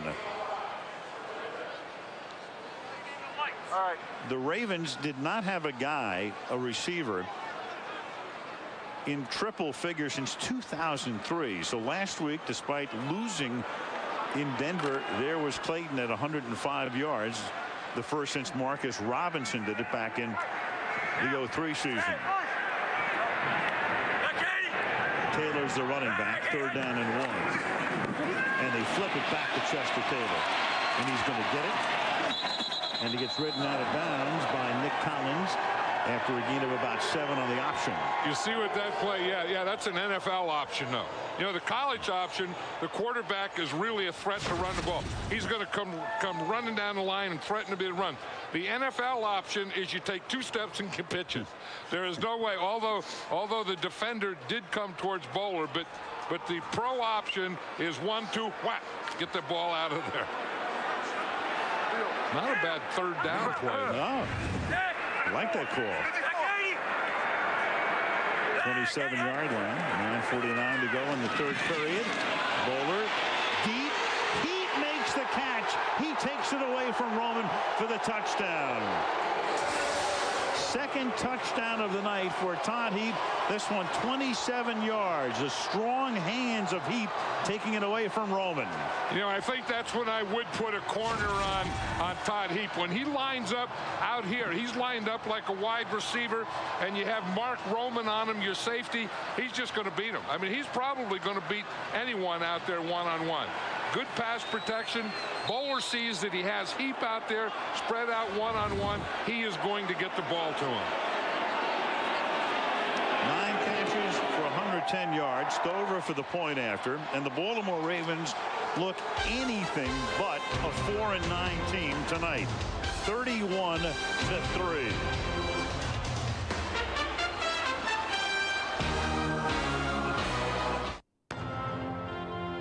Relive another great moment on ESPN. Could he do it again? Would Adam Vinatieri hit another last-second field goal to nail down another Super Bowl victory for the New England Patriots? And Vinatieri's kick down the middle. The kick is good.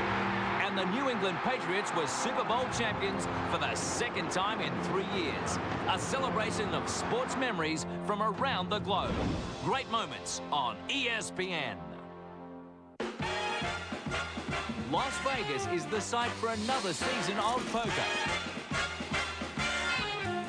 All your favorite card players have returned to compete for big cash prizes. While a newcomer has his sights set on the ultimate title. Ladies and gentlemen, we present the 2005 World Series of Poker. Friday on ESPN. ESPN presents exclusive coverage of the battle for Holland.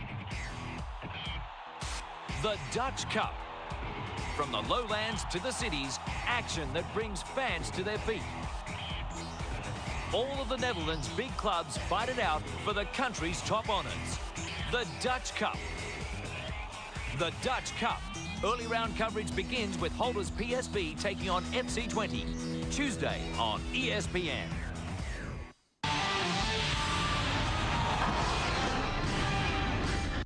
This telecast is copyrighted by the NFL for the private use of our audience. Any other use of this telecast or of any pictures, descriptions, or accounts of the game without the NFL's consent is prohibited. So Brett Favre and his team down by 28. Meanwhile, Edwin Mulatalo going back to the old Perry O'Brien move, John. Yeah, well, what that is, that's a 350-pounders celebration. You don't have those fancy dances and stuff. If you weigh 350 pounds, man, you're going to shot put it. Good form, too. Yeah, he did have good Here's form. Leach to the 34-yard line with 9 minutes and 38 seconds remaining in the third period. First time the Packers have had the ball here in the second half. All Baltimore by 28.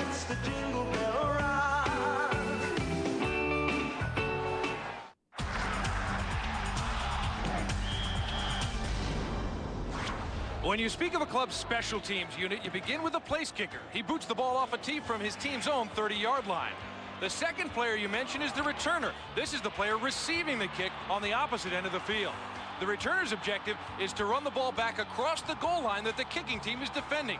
This is a rare feat to pull off, so establishing field position close to or beyond the 50-yard line is desired and creates a great advantage to his team's offensive unit.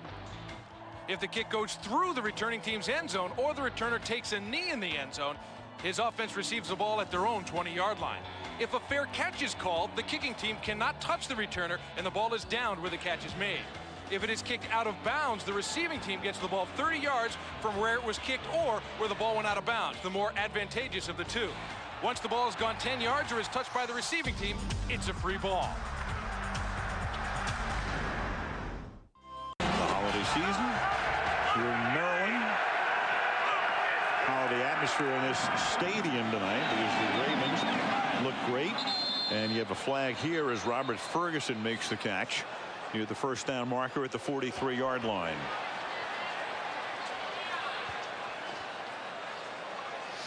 Yeah, we talk about intensity, and it just looks like the Ravens all night have been playing at one level. Number 89, offense. 10-yard penalty, remains first down. Offensive on Ferguson. For pushing off. And the Packers have been playing another level. I mean, they're not matching the intensity. I mean, they just don't look with, like they have any life in them or any passion, or they're not on offense or defense or any place. They're just not going after anything. There are the numbers for three of the key guys. Of course, Gatto sprained his knee. Mike Sherman's team has lost a lot of close games this season. But this one not in that category. First and 20. An inside handoff on a draw. 27-yard line. He goes second and long, and we'll go back to the Heap touchdown. Here it is on the clicker, and we'll just see Heap now. He gets to the outside. Now, once you get to the outside, you want to get your shoulder and elbow in, and that will push him a little to the inside and get you a step on him right there. You see right there where that left elbow goes in, and he gets a little push and turns the hips, and then he's able to come right out of it and get the ball. And the more things you can do like that as a receiver, the more experienced receiver you are and the better receiver you are. And it was nicely hidden from the official as well. Little elbow move. The pass intended for Fisher is incomplete, and it will be third down and 16. I'm impressed with Todd Heap tonight. I mean, I think Bowler is doing a good job. The offensive line is doing a much better job. I mean, they haven't played well this year. They've been very inconsistent, but whether it's Todd Heap playing well, the offensive line playing well, or the Packers maybe defensively not putting up a great fight either. Missing tackles and missed a couple early on. Baltimore was able to jump on him early and have him look back. Third down and 16. four-man rush, make it 5 now. Favre throws and then swatted down as Chris McAllister draws a flag. Robert Ferguson was the intended receiver. McAllister got a hand on him. Otherwise, it looked like he was going to get away with it. And then the official said, Pass interference. Number 21. Defense. It's a first down. It was really pretty good coverage. Yeah. I mean, I can see how he can call it because he kind of touches him or goes over the shoulder before the ball gets there. But he got up there and pressed him and let him go after 5 yards, and he was right on him. And that was one of those passes that Brett Favre really had to force in there. He got his left arm underneath. First down and 10. It's going to be tossed back to Noah Herron, and Noah goes nowhere. I think that's probably where the Packers are, aren't they? When they're handing the ball to Noah Herron. Yeah, that's and they just lost Sam Congatto. Right, and Sam Congatto was the fifth guy down on the food chain. Not that he was there at the beginning, but after they lost Green and then they lost Davenport and then Fisher got hurt and Rashard Lee, and then you got Gatto, and now you're down to Noah Herron, who started the season with Pittsburgh. Right, and the running back and the running game, have been such a big part of the Packer offense lately. Favre to the outside. Driver makes the catch. Holding Driver in check very well tonight. Bart Scott in on the tackle. Only Driver's second catch. Packer running game, of course, over the past several seasons, mainly thanks to Amon Green, has been very good. But this year down to 85.5 yards per game, and that ain't going to cut it. Yeah, and they've done so much off their passing game. I mean, their passing game coming off their running game, with the bootlegs and the play action, those types of things. And then you take Amon Green out of there, and you take the threat of him as a runner and pass receiver, and they lose a very big part of this offense. 3rd and 8. Favre tip incomplete. It's broken up by Samari Rolle. Samari Rolle's done a pretty good job. I mean, you said you hadn't heard much from Donald Driver. Samari Rolle is playing him man-to-man, and the Packers are trying to move Driver around in different places, and Samari Rolle is going wherever Donald Driver goes. I mean, you think of that secondary role, former Pro Bowler, Reed, Player of the Year defensively. Deion's going to go to the Hall of Fame, and Chris McAllister's no bum. He's been a Pro Bowler. That's fair caught by B.J. Sams at the 12-yard line. 7:02 left in the third. The Baltimore Ravens leading the Packers 31-3.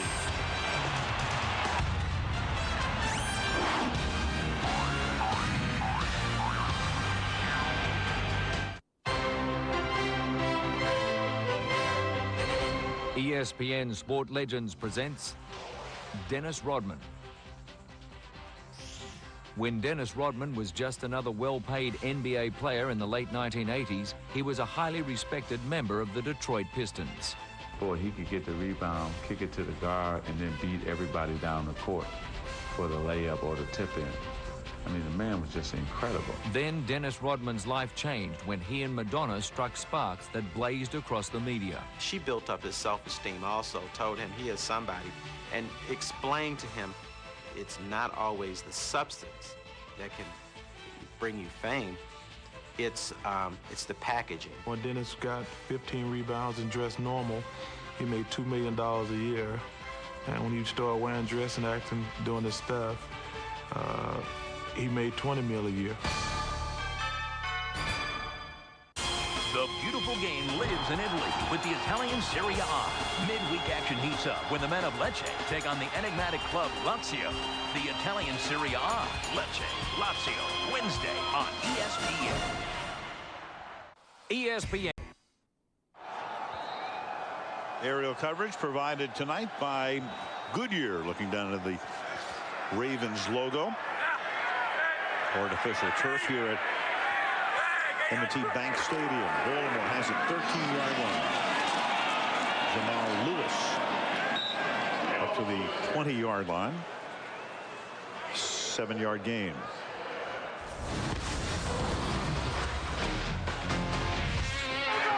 Like I said, Kyle Bowler's been pretty impressive. You know, they were trying to rush him and get him out of rhythm, and they did rush him, but if you look at all these throws, he's made perfect throws under fire.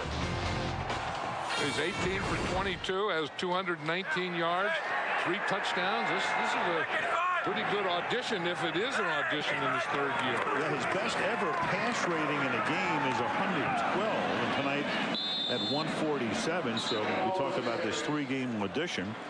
You've got tonight, they play Minnesota here next Sunday night, and then wrap it up at Cleveland as Bowler tries to wrap up the starting job for 2006. I think they have something going. You know, like Brian Billick was saying last night, you know, this year we have the receivers, we don't have the runners. Last year we had the runners and we didn't have the receivers. So next year maybe they'll have the runners and the receivers. And the way this Mark Clayton is playing, I think he is really going to be one. And I've always liked Derek Mason. Mason, longtime Titan. All-out blitz. Flag is thrown. Bowler's pass is dropped.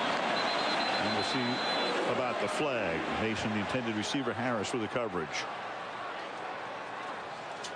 Here we're talking about how Samari Roll is on Donald Driver. And it's the same thing here. Al Harris is on Derek Mason all the time. Where's my warning? Illegal formation. Number 79, not up on the line of scrimmage. Penalty be declined. 4th down. It's Tony Pashos. Yeah, did you hear what I'm sure it was Pashos was saying? Hey, how about a warning? You know, because usually it's that tackle, you know, not being up in the line of scrimmage on pass protection. He tries to get back, but usually the officials will give him a warning, or that's what the tackles want. Hey, give me a warning first. Officials are probably too cold to give him a warning. Zasted is punt fielded by Chapman at the 30-yard line. He comes back to the 32 with 5 minutes and 23 seconds remaining in the third period. And the Ravens on top by 4 touchdowns. Downtown Baltimore.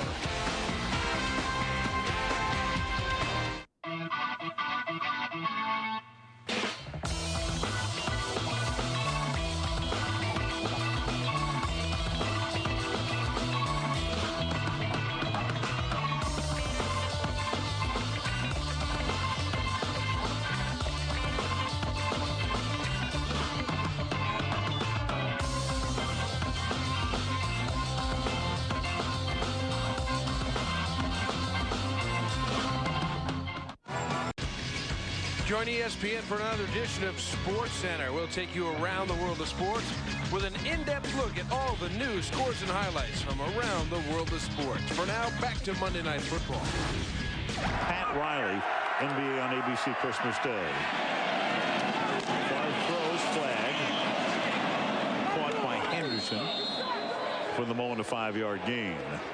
You know, we talk about the positions that Adalys Thomas plays, and that time he started out as safety. Number 67, offense, 10-yard penalty, remains 1st down. That's Gray Rugemer, who's the guard who's taking the spot of Will Whitaker. Now, Thomas started out as safety, came up as a linebacker, and then he blitzes. Watch as he's back here. Now he sneaks up to the line, and then he comes on a blitz. So he'll play all those positions, and then he'll also rush from any of those positions. 1st and 20. Perrin is the running back. Chapman making the catch.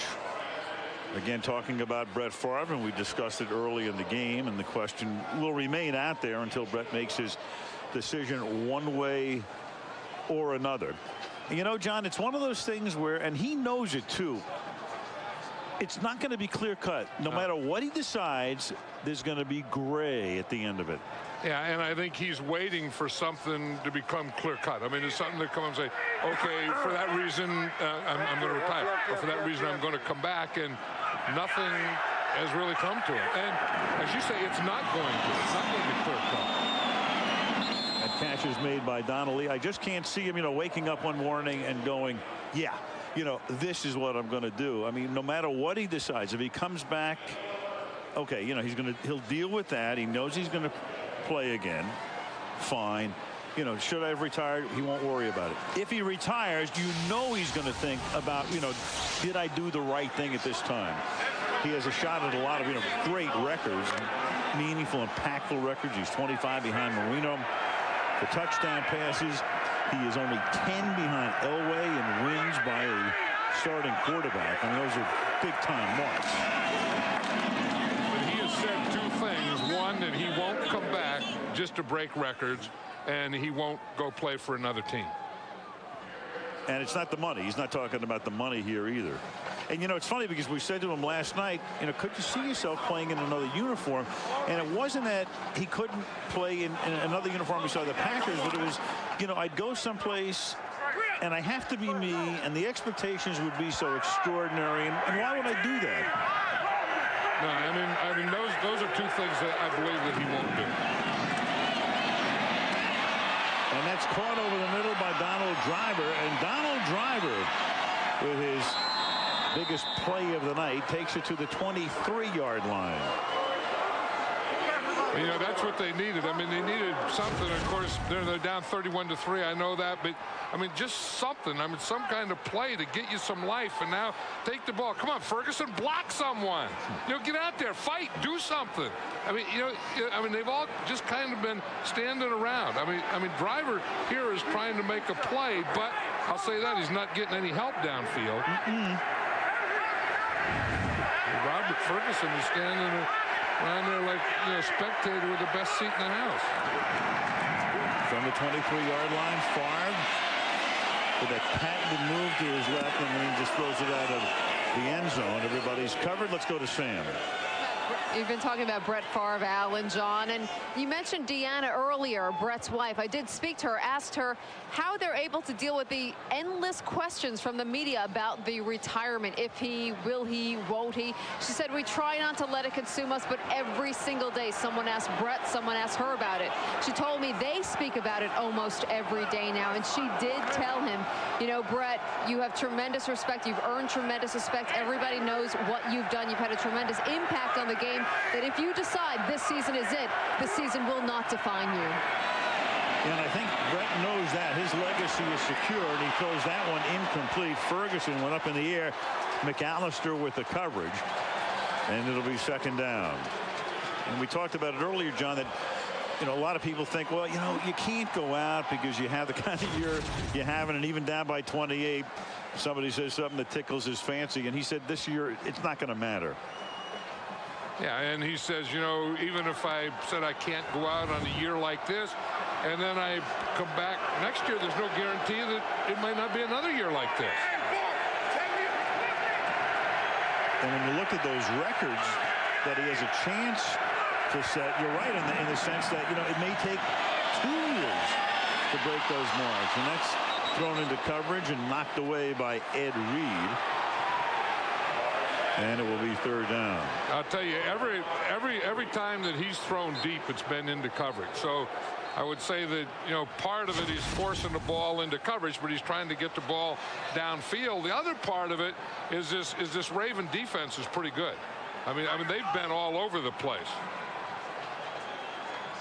And I don't know that Driver made a heck of an attempt for that. I mean, he went up and maybe he was coming down when the ball went over his head, but I don't know how hard these wide receivers are playing for him.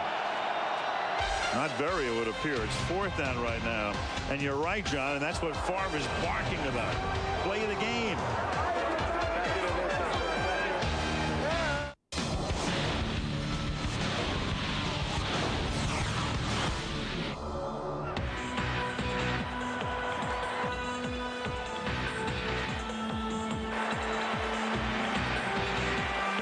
After the bench did more than its fair share in the first half. Here's Gay, a part of the rally here in the second half. Whirl away.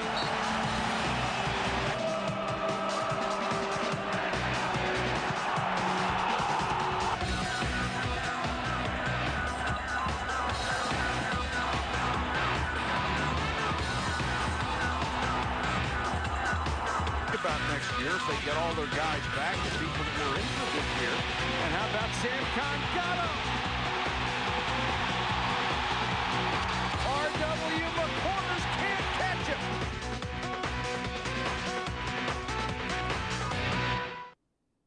The beautiful game lives in Italy with the Italian Serie A. Midweek action heats up when the men of Lecce take on the enigmatic club Lazio. The Italian Serie A, Lecce, Lazio, Wednesday on ESPN. ESPN presents exclusive coverage of the battle for Holland. The Dutch Cup. From the lowlands to the cities, action that brings fans to their feet. All of the Netherlands' big clubs fight it out for the country's top honours. The Dutch Cup. The Dutch Cup. Early round coverage begins with Holders PSV taking on FC20. Tuesday on ESPN. Brett Favre not a happy man and has a lot to do with Ferguson and Driver on a couple of plays here, John. Well, here's Ferguson. I mean, it could be a tough catch, but you have to catch that ball. I mean, you have to go and fight for it. And here, I have no idea what Donald Driver's doing there. And he looked like he was avoiding something rather than going for something. And I mean, you're out here to compete. You're out here to play. Well, you have to compete. You have to fight. And you saw the reaction with Favre as he went back to the huddle. Now it's 4th down after the timeout, and on 4th and 10, that pass is incomplete and nearly intercepted by Chris McAllister. So Favre leads him down the field. Sherman's team turns the ball over on downs. 2:14 to play in the period, and the Ravens will take over at their own 22-yard line. Sam talking about Deanna Favre, and Brett telling us last night, you know, the rest of the family basically wants him to play. I mean, they love watching him play. They love him.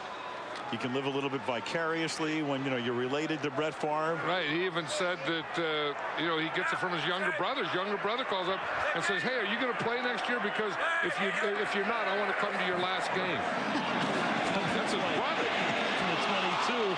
That pass into traffic off the hand of Todd Heap and incomplete. 15 years in the league, 36 years old. So when he does retire, television, right, John? I wouldn't be surprised if he doesn't. You know, I'm sure that television will want him, and I'm not sure that Brett Favre wants television. I'm not sure that, you know, like he said, he has a lot of work to do in his property and playing golf, and you know, he just might be one of those guys that for the rest of his life he could just be Brett Favre and make a pretty good living at it. Well, they're not mutually exclusive. I think you can work on the property. The pass is caught by Mason. And Derek Mason across the 50 gets a nice block from Randy Himes. And another big gainer here for Kyle Bowler.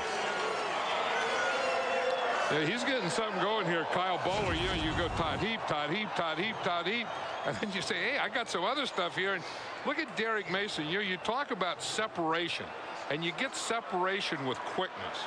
And we just saw Mason's quickness right there. Now here's Kyle Bowler, and we talk about his technique and the way that he keeps that ball in there close to his shoulder and keeps everything is very compact until he's ready to get rid of it. From the 44 with a minute and 40 to play in the period. Lewis. And Jamal Lewis, all season long, he had only 2 runs of 15 or more yards. And tonight, Lewis with a couple of them in this game alone and 90 yards on 18 carries. I tell you, good block by the left guard, Edwin Mulatalo. He's going to pull out and make a trap block. Most of these runs have been to the left side, but watch 64 Mulatalo. Boom, right there. And then you get the lead, and here comes Lewis right in behind him. I think Jamal Lewis got that memo, too, about the audition. I think you're right. I know Kyle Bowler got it. I know Bowler has to feel a lot better about himself after tonight's game. So does Billick. And here's Lewis seeking a 100-yard night, and right now he will be 9 yards shy of that.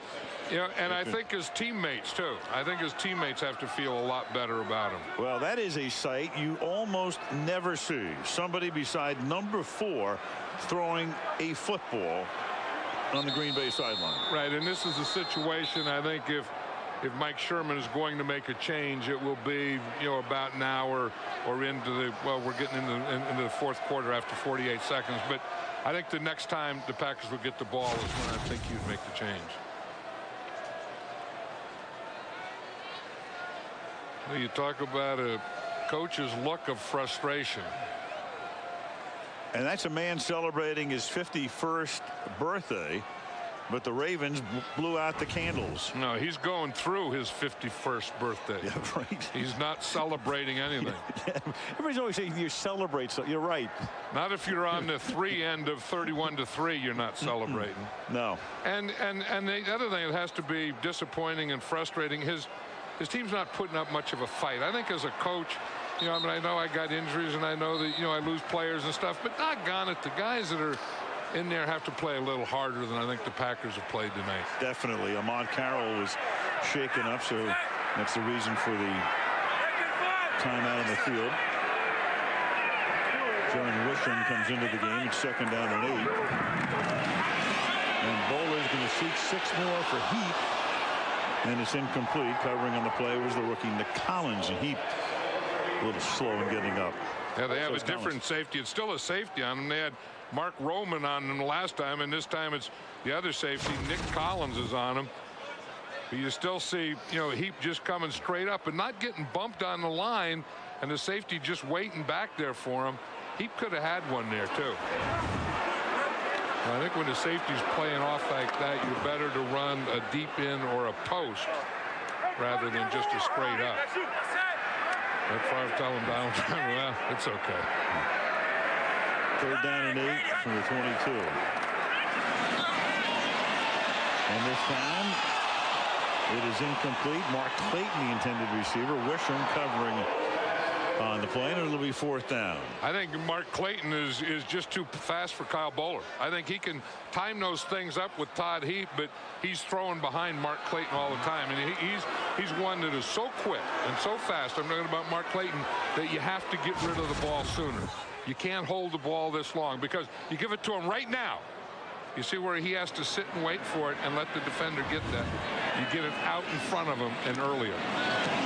It's always good to have a Mark Clayton as a receiver. Just ask Dan Marino. Matt Stover with a 40-yard field goal. Join ESPN for another edition of Sports Center. We'll take you around the world of sports with an in-depth look at the world of sports with all the news, scores, and highlights. You can also log on to ESPN.com on a 24/7 basis to get your fix of the top sports stories from around the world. Monday Night Football turning into a bit of a blowout in Baltimore. The Ravens and their quarterback Kyle Bowler coming of age in prime time. And who play the 4 major professional sports in North America were born and went to the Hall of Fame. You know, another one was born on that same day that's going to go to the Hall of Fame and in the next induction, and that's Reggie White. It was Reggie White's birthday. We just amended. October 9th was also another date for those of you born on October 9th.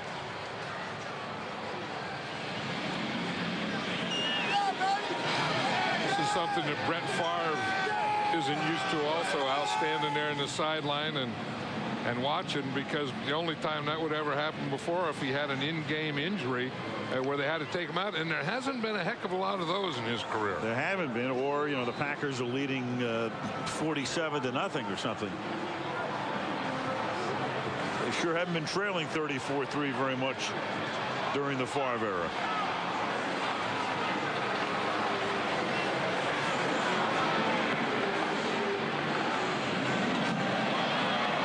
Henderson can't handle a line drive. Carroll is shaken up, but it's fine now, obviously. To the 35, and Aaron Rodgers out of the University of California will come into the game. He was the 24th pick in the draft, but he was the 2nd overall quarterback behind Alex Smith, who went to San Francisco as the #1 overall pick. So here he comes, like Bowler, out of the University of California. Right, and I think we're going to see that he'll look a lot like Bowler. I think that, you know, some of the same actions that, you know, Bowler has, I think we're going to see Rodgers have some of the mechanics and motions and those kinds of things. It is not his NFL debut. He's thrown 1 pass this season. He gives it to Herron, and we'll see him in the 4th quarter. because we are there. End of 3, 34-3 Baltimore, and Monday Night Football continues after this message from our ABC stations.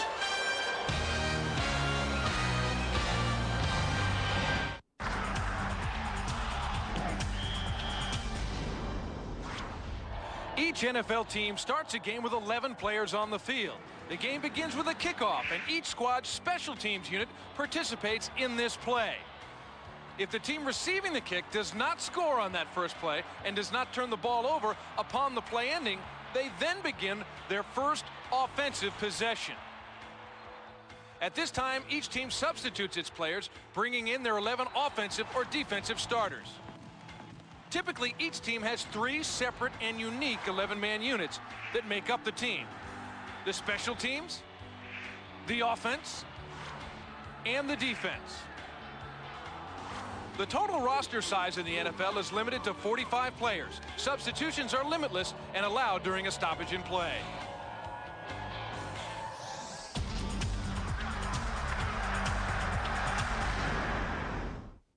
The beautiful game lives in Italy with the Italian Serie A. Midweek action heats up when the men of Lecce take on the enigmatic club Lazio.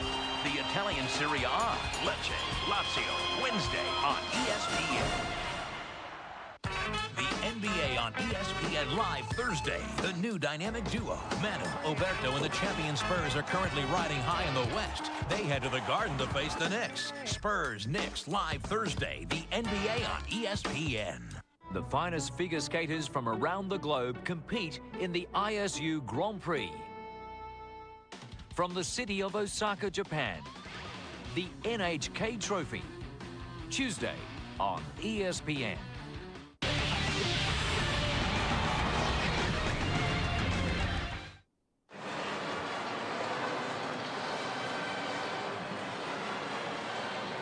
Al Michaels, John Madden, Sam Ryan in Baltimore as we start the fourth quarter, 34-3. SportsCenter on ESPN will follow the game. Highlights, interviews, and all of the rest. And let's see about Aaron Rodgers. From the 44-yard line, 2nd down and 9, and here they come from the outside, and Rodgers is going to get sacked, and John circled Thomas, and the ball is loose, and it's picked up by Bart Scott, and there's been no whistle. So, John, you spotted it immediately, and nobody else did on the offense. You're right. Adalys Thomas was out there like a corner. He was playing on the slot. And you'll see him out here like he's just playing on the slot, and then he starts in. See, he was out there, and then he just starts in. Rodgers doesn't see him at all. Obviously, they slid the line away from him, and here comes Thomas. But he was out there like he was covering that slot, and then he just started coming in, and Rodgers is looking up now and saying, where in the heck did he come from? Because the last time I looked out there at the left, he was out in the slot. The next time he looked, he was on my back.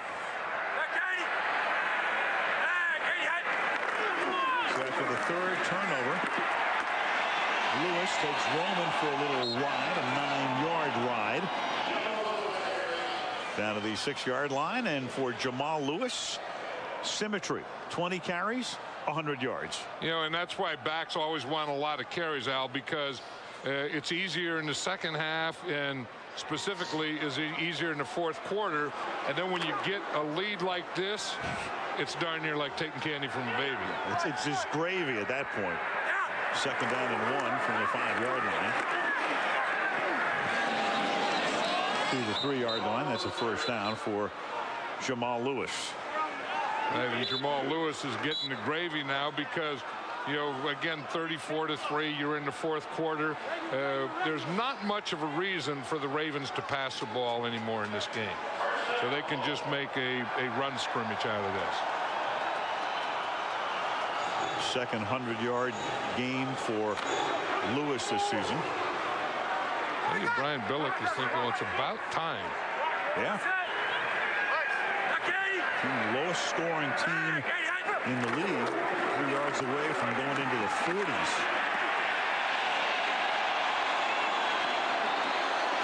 Ravens signal touchdown, but nobody in a striped shirt until now. When the head linesman comes in and says, "You're over, Lewis." Yeah, and when you're 34-3, you know, you win these kind of skirmishes. Watch it here. It's just the eye lead, and then you get right back in there behind you and just push it. Those last 3 yards, you just take anything, black jersey, white jersey, anything, and just push it into the end zone. And that's exactly what Jamal Lewis does. You never stop your feet.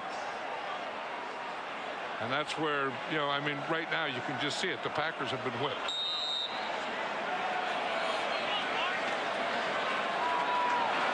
Lewis gets obscured there. I guess you could challenge it, but you can't find him. So rolling on the field stands. Stover for the point after. As a running back, I don't think I'd ever want to be obscured. No, except if you get to the goal line, which you just did. 41-3.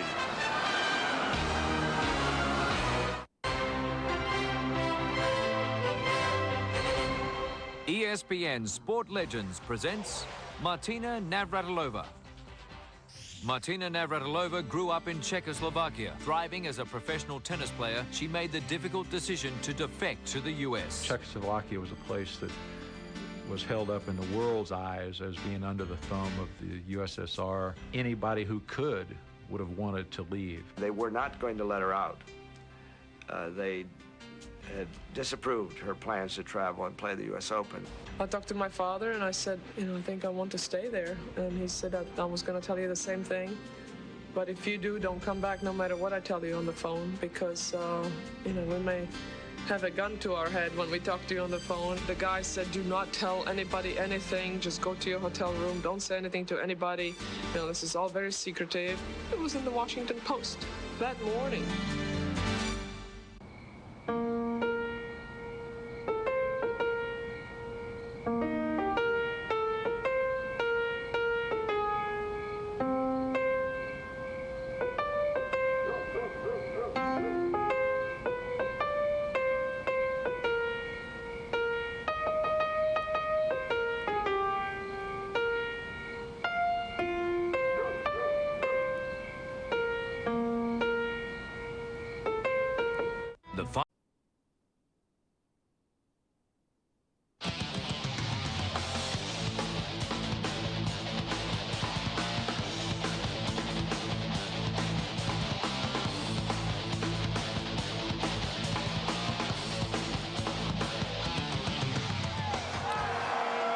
The pleasure has been ours. Jefferson High, Daly City. John, you and Edwin Mulatalo. Right, and he was a shot putter there. And he was a track man in high school. Flag down on the kickoff. Lamont Carroll to the 40-yard line. This will mean that the Ravens were offside. I'll tell you, talking about Edwin Mulatalo, when he's healthy, you know, he's playing left guard, and Jonathan Ogden is healthy and playing left tackle, that is a very powerful left side. And I think offside, part of their run problem. Number 24, kicking team. That 5-yard penalty enforced from the end of the play here. First down for Green Bay. Timeout.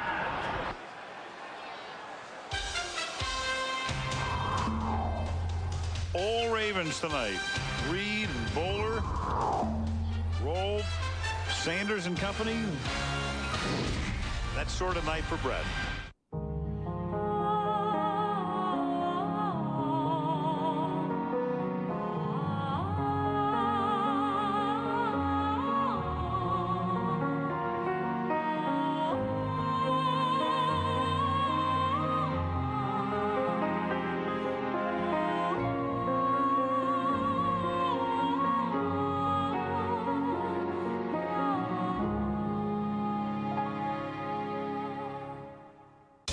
The beautiful game lives in Italy with the Italian Serie A. Midweek action heats up when the men of Lecce take on the enigmatic club Lazio. The Italian Serie A, Lecce, Lazio, Wednesday on ESPN.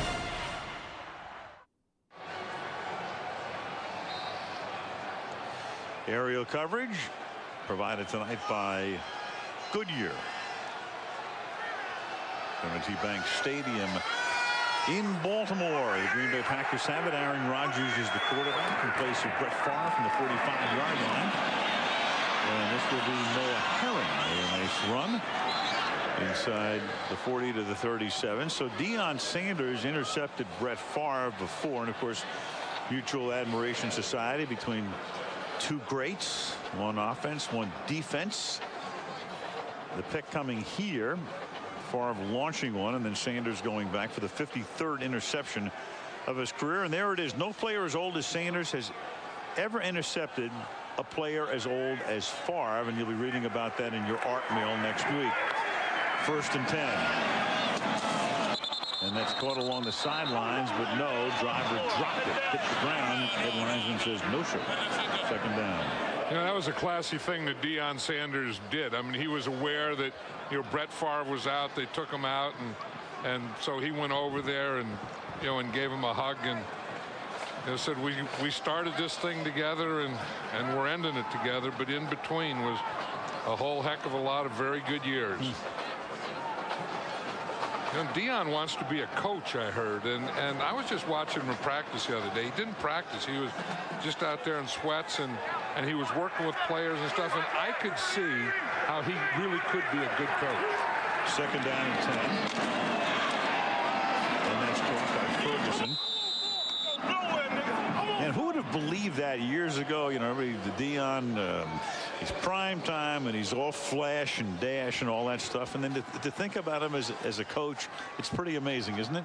Yeah, because, you know, he's always had the respect of players. And, you know, I mean, he has one type of image as a Neion, Deion and all that stuff. But the other type, he's a bright guy. I mean, he really knows football, and he's a smart player, and players relate to him, and players like him. And I could see, you know, I mean, obviously he wants to be a head coach. I mean, I don't think you start off, you know, your first job as a head coach, but I think he would be a great assistant. He's a real smart guy. He knows football, and I think he could be a heck of a head football coach. 3rd down and 8, blitz on. Pressuring Rodgers into throwing before he wants to. Incomplete. Let's check in with Sam. So we saw the shot, Alan John, of Deion possibly saying goodbye to Brett Favre. Is Deion done or not? I asked him, he said, you know, I have my mind made up. I just can't say right now. So I said, well, Deion, what will it take to bring you back? He said, I have 5 children. Daddy needs to be at their games. He said, it's more important for me to be daddy right now. He said, I came here, I wanted to teach these guys a little bit, show them what it takes to be a team player. He said, my work here is done. I think that just about answers it. Yeah, that does. 4th and 8, and that is caught. And rolling out of bounds was Antonio Chapman at the 21. I remember when Deion used to bring his son Bucky to practice when he was with the Cowboys, and Bucky he was about 7 or 8 then, and he was a pretty good player, and Deion was coaching him up then. I mean, he would coach up Bucky, and he would coach up any of the other kids that were out there. You forget, I mean, these guys have been around so long. I mean, Brett has a daughter who's a senior in high school, and Deion's son in high school, I'm sure, at this point. 1st and 10 at the 21-yard line. Herron wrapped at the 20. Deion Sanders, through the years in different uniforms on Monday Night Football, 5 interceptions, 1 return for a touchdown, a 14.7 punt return average. That one there against the New York Giants. And then that pick right there against the New York Giants. And on as a 49er. Now, he doesn't like the word cover corner because it's become a negative thing, but I think he was the best cover corner ever. 2nd and 9, and Rodgers throws, and it's incomplete. You think of Deion's career, you know, they were the Falcons, and you think of him as a Cowboy. Brief time with the 49ers, enough to win a championship ring. Ravens, and then you go, well, wait a second, yeah. Cincinnati Reds, Atlanta Braves, San Francisco Giants. I mean, you forget about his baseball career. Wasn't there one time where he was playing a game and then they would helicopter him over to play another game or something like that? In postseason, he played a game with the Falcons and then joined the Braves in Pittsburgh for a playoff game.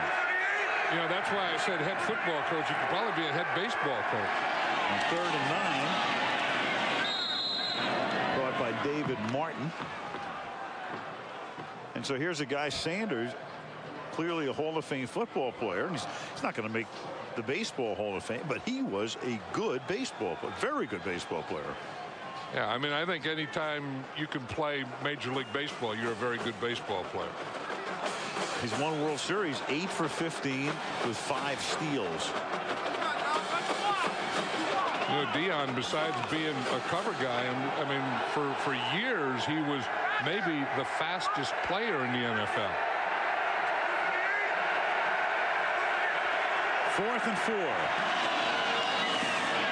And that's grabbed by David Martin to keep the drive alive. Send him down to the 6-yard line as the Packers try to penetrate the end zone for the first time in the game. John, what's the early scouting report here on Rodgers? Well, he looks pretty good. I mean, you know, and that's what he has to do, because he really didn't have a good preseason. And I think that, you know, that, I mean, you say this is garbage time and it doesn't mean anything, but to Aaron Rodgers, it means a lot. I mean, this is the NFL. This is regular season. He's 4 for 7 for 31 yards, and you know, things are kind of falling apart around him. I mean, he doesn't have a good cast in there, and he's playing against a very good defense. Bart Scott makes the tackle on Noah Herron. Although, having said that, I wouldn't be willing to say, okay, now I've watched this much of Aaron Rodgers, and I'm ready to let Brett Favre go, and let's play with this guy, and we'll go on and win. I wouldn't, I'd never do that. But on the other side, if you're Brian Billick, you have to think after tonight, you know, I've got a guy that I think can be my starter next year. No, and I think Brian Billick is still thinking of 3 games. You know, he didn't talk about 1 game. He didn't talk about, you know, tonight's the only night. It's a 3-game package. Okay, tonight, pretty good. Okay, then the next one, then the next one. Good play fake, buys time. Rodgers to his left. And then just throws it away because nobody is open. And he knows the rule. Once you're outside that tackle box, you can throw the ball away legally as long as you get it back to the line of scrimmage. He and Driver probably not on the same page right there. But you know the other side of that is you look at the division that the Packers are in. And, okay, you know, I mean, you get some of your guys back, and you get a player here or there. You get a dominant defensive player. You get a couple of offensive linemen. You get your running backs back. You know, how much better do you have to be to win that division? Well, that division became this year a lot better than you thought it would be, because Chicago's defense. Offense, 5-yard penalty, remain 3rd down. And when the season started, you went, oh, the NFC North, some team's going to win it and go 7-9. Then all of a sudden, Chicago gets on that roll because of its defense. Minnesota wins 6 games in a row. Right. And up until yesterday, it looked like they may have 2 teams in the playoffs. No, but I still think there's no big, you know, highfalutin dominant team in that division that you'd have to, you know, reach to the sky for. 3rd down and goal. The ball is at the 13-yard line. Rodgers pressure, throws, and that's picked off in the end zone. And Chad Williams is going to run around for a little while, but take a knee. Just for a second, thinking about that 107-yard interception return. And then thinking, oh no, what if it's a safety? Just for a second. Right.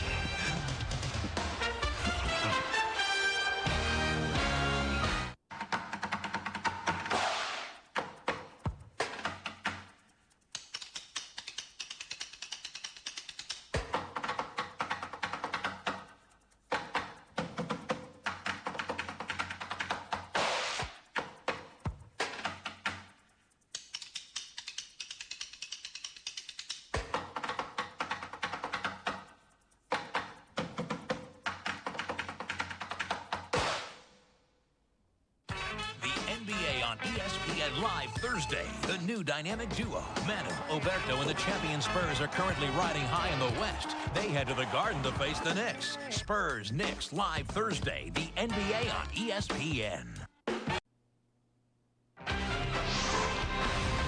To the Meadowlands next Monday night, the New England Patriots against the New York Jets. Sunday night, ESPN. The Minnesota Vikings come here to take on the Ravens in Baltimore. And Bowler is done for the night, so you're going to see Anthony Wright at quarterback, and he's going to hand the ball to Chester Taylor, who gets banged out of bounds. And a flag is thrown at the end of the play for a late hit after a 13-yard pickup.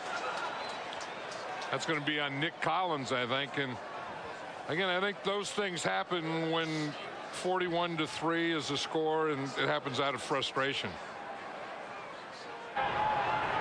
Personal foul. Unnecessary roughness, number 36. It's a 15-yard penalty from the end of the play. First down. Kyle Bowler tonight. Good numbers, very impressive. 3 touchdown passes. You know, I think it was important for him to have those kind of numbers, not only to impress his coaches or fans or critics or anything, but to impress his teammates. You know, when you have a team, you have a good defense, and your offense isn't scoring points, sometimes you get a little separation. Jamel White, he gets bumped out of bounds by Barnett, taking some folks on the sideline with him. AFC playoff picture as Week 15 concludes. Indianapolis has wrapped everything up, and of course the undefeated season went down the drain yesterday with the loss to San Diego. Denver at the moment would have the number 2 spot. Cincinnati also 11-3. New England has clinched a playoff spot and the division, so they're going to get a wild card home game. And then you've got Jacksonville and Pittsburgh at the moment as the wild cards, with others in contention. For the 41. Yeah, I think you have to watch out for those Patriots. I mean, I know they did, you know, early in the season because they won the Super Bowl last year, and then they had injuries, and you know, they lost some games and stuff, and they kind of got under the radar there, but they're still the champions. And well, there's something when you can get in a playoff game and you can bring that much championship experience to it, you have an advantage. They've won the Super Bowl 3 times in 4 years, and the way it's setting up right now, and of course a lot of things can happen, but it could be Jacksonville and New England, White again in the wild card game, and then what would happen is New England would wind up going to Indianapolis, so you'd have New England at Indy in the second round of the playoffs. And that would be interesting. I mean, you know, it's one of those things that, you know, the Colts got them in you know, in New England earlier this year. I mean, so they finally got that thing off their back. But now I think you go back to it again and have to address it again. Okay, now it's playoffs. And I know it's in Indianapolis, but it's still, can the Colts in the playoffs, wherever, beat the Patriots? That's why it's the best time of year. Yeah, it's great. Plus Santa Claus is coming. Right, Sunday. Yeah. Merry Christmas to everyone. You done all your shopping? Oh, no. Started? Don't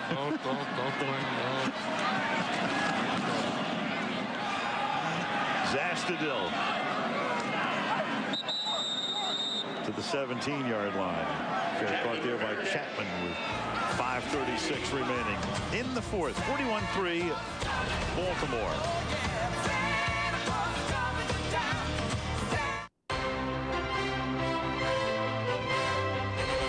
ESPN Sport Legends presents Sonny Liston. After serving over 2 years in prison for several muggings in 1950, Sonny Liston was released into the care of his new family, a group of fight managers with ties to John Vitale, the St. Louis underworld figure. He was hired to go around and intimidate people. If they needed a kneecap broken, dial Sonny Liston. On September 25th, 1962, Liston earned his first title shot versus Floyd Patterson. Floyd looked like he was going to his execution. After 3 decades of rejection, it took Liston just 2 minutes and 6 seconds to capture the attention of the world. Respect, however, would take longer. And when he arrived in Philadelphia, came home to Philadelphia and got off the plane, there wasn't anybody there.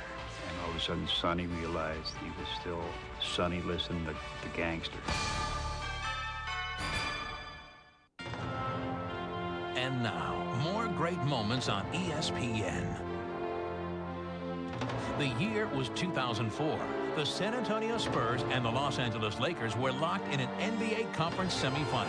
Tim Duncan scores a clutch point, only to be outdone by Derek Fisher. Fires high! A celebration of sports memories from around the globe. Great moments on ESPN.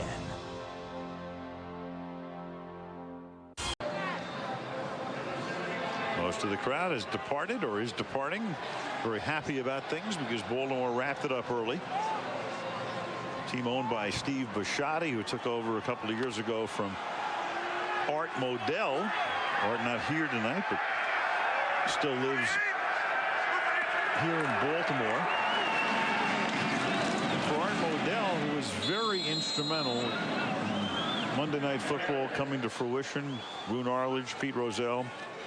Art owned the Browns at the time, and we've come full circle here. Cleveland playing in the first ever Monday night game, and there's Art on the Ring of Honor here. And the second ever Monday night game was in Baltimore. It was the Colts in Kansas City, and the second to last as far as the ABC Monday Night Football era is tonight right here. Second down and 7 from the 21-yard line. Rodgers. That's caught up at the 37-yard line by Antonio Chapman. Looked at the AFC playoff picture now as far as the NFC is concerned. Seattle's won 10 straight. They've clinched a bye, but not necessarily home field advantage. They have to win another game to do that. Chicago, New York, and Carolina all 10-4. At the moment, Tampa Bay and Washington would be your wild cards. Dallas, Atlanta, and Minnesota all with 8-6 marks. So that's going to go right down to the last weekend in all likelihood. Well, the Redskins looked good yesterday against the Cowboys. Who could have figured that? You know, and the other thing is, you say Seattle wins 10 straight and kind of quietly. I mean, maybe it's because they're up there in the corner or whatever, but I think they have that thing that maybe they don't get any respect. But, you know, somewhere you have to look at those guys. And everyone seems to like Carolina. You know, when they don't know where to go in the NFC, you say, well, I'm not sure I like Carolina. I'm not sure of that either. I love that about Seattle. They're always up there in the corner. Yeah. Like there's no other corner. I mean, Miami is down there in the corner, right? No. There's another team that's up there in the corner too. Buffalo. Right. Buffalo's up there in the corner. And sometimes you forget about the corners. You forget exactly. You only cover the middle. You forget about the corners. I mean, San Diego's another team down in a corner. How about Jacksonville? Yep. They're down in a corner. They're down in a corner. You don't think about it, but I have to laugh with Seattle. It's almost like, you know, some outpost is the way a lot of people think about it. But I mean, they're a very good team. I mean, they've had good offense this year. They have good defense, and Mike Holmgren, you know, of course, you know, coaches Packer team, but you know, has been a good coach for a long time in this league. 3rd and 5, and Rodgers is going to take a timeout with 4:06 left. And the Ravens on their way to an easy victory, 41-3.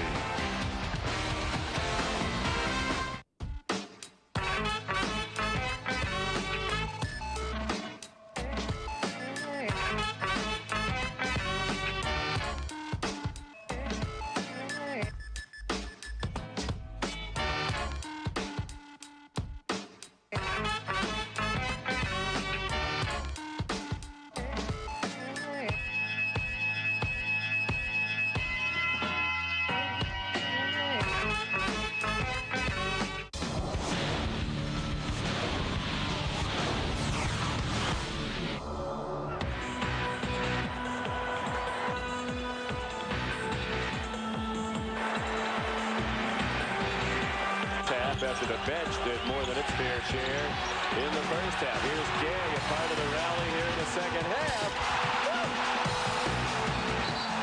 Whirl away.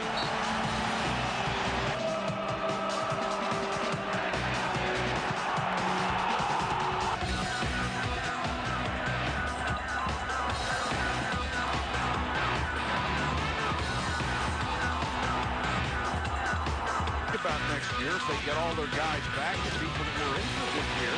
And how about Sam Kangata? R.W. McCorders can't catch him.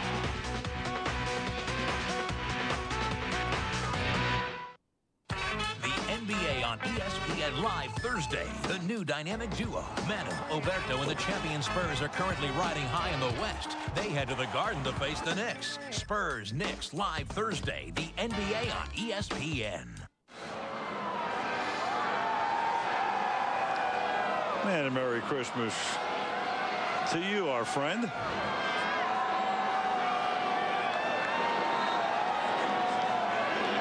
We're coming to the end of that, though, aren't we?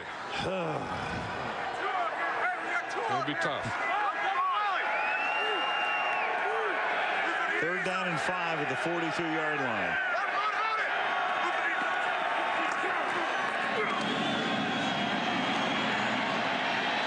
And Rodgers couldn't get it away. Suggs with the sack. What did Suggs call himself in the introduction? I was just trying to think of it. T-Sizzle? T-Sizzle, from yeah. A-State. He went to Arizona State. T-Sizzle, A-State. Yeah. Well, T-Sizzle is lined up at linebacker. He comes on a light or green dog, and he just kind of stays with it and gets Aaron Rodgers. Someone has to block T-Sizzle, man, or he's going to get a sack. Holy moly, what a short kick flag. And the run back here by B.J. Sams. That was a heck of a hit. I mean, there's going to be a flag on it. I'll tell you that those two guys were part of the collision, and that was a collision. Dennis Haley and John Leak, 2 linebackers. Illegal block in the back during the return. Number 56, be a 10-yard penalty. 1st down for Baltimore. So say the ruddy-cheeked Tom White. Monday Night Football brought to you by Staples. That was easy. Autotrader.com, the smarter place to buy and sell a car. And Samsung, the official HD TV of the NFL. Baltimore. Used to come in here doing baseball with Cosell, John. Howard. Yeah, Howard. Oh, that's a Renaissance city. You can't believe what's going on with the harbor. And the mayor came over to have lunch with me today, Jamel White, for a game. The mayor was, the thing with Howard is that the mayor, you go to Baltimore, you go to Pittsburgh, the mayor came over, he showed me the plans for the redevelopment of the city. So every town became, like a great town. You can't believe the Renaissance is going on here. Why did they always go to see Howard? I mean, they knew Howard was going to do that. It's a city on the rebound. You can't believe the reconstruction.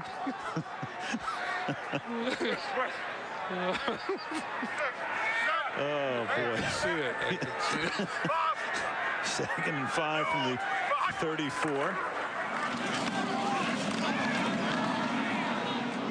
Howard always liked to say, I had lunch with the mayor, too. That was another way he could do it. Michelle comes back next week. She wants to know, do we think Bob Greasy was really cheering for the Colts, as he said? John, the question for you about whether you rebuild the team or make sure Brett stays. And finally, and thank you, Sam.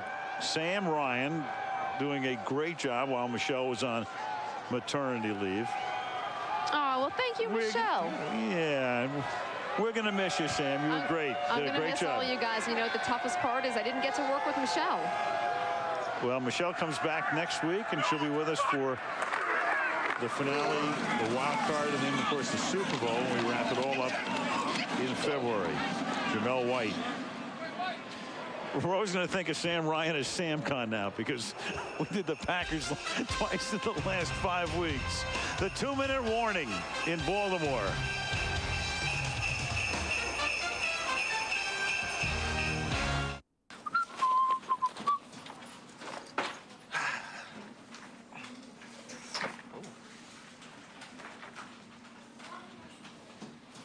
Scott? Did you possibly switch chairs with me? No, not me. Are you sure? Yeah. Good luck finding your chair, LeBron. Okay. Okay. The NBA on ESPN Live Thursday. The new dynamic duo, Manu, Oberto, and the champion Spurs are currently riding high in the West. They head to the Garden to face the Knicks. Spurs, Knicks, Live Thursday. The NBA on ESPN. From Memorial Stadium in Baltimore, Maryland, the 1970s Kansas City Chiefs and the Baltimore Colts. Some of the would-be experts have said the ability to throw the long one is no longer there. True or not true? Well, you'd have to ask the expert. Has some of the spark left your club? I don't think so. Of course, in a few minutes, we're going to find out. Dawson goes to the air for the first time. He's going for Richardson. He's got it. He's got a touchdown. Fumble.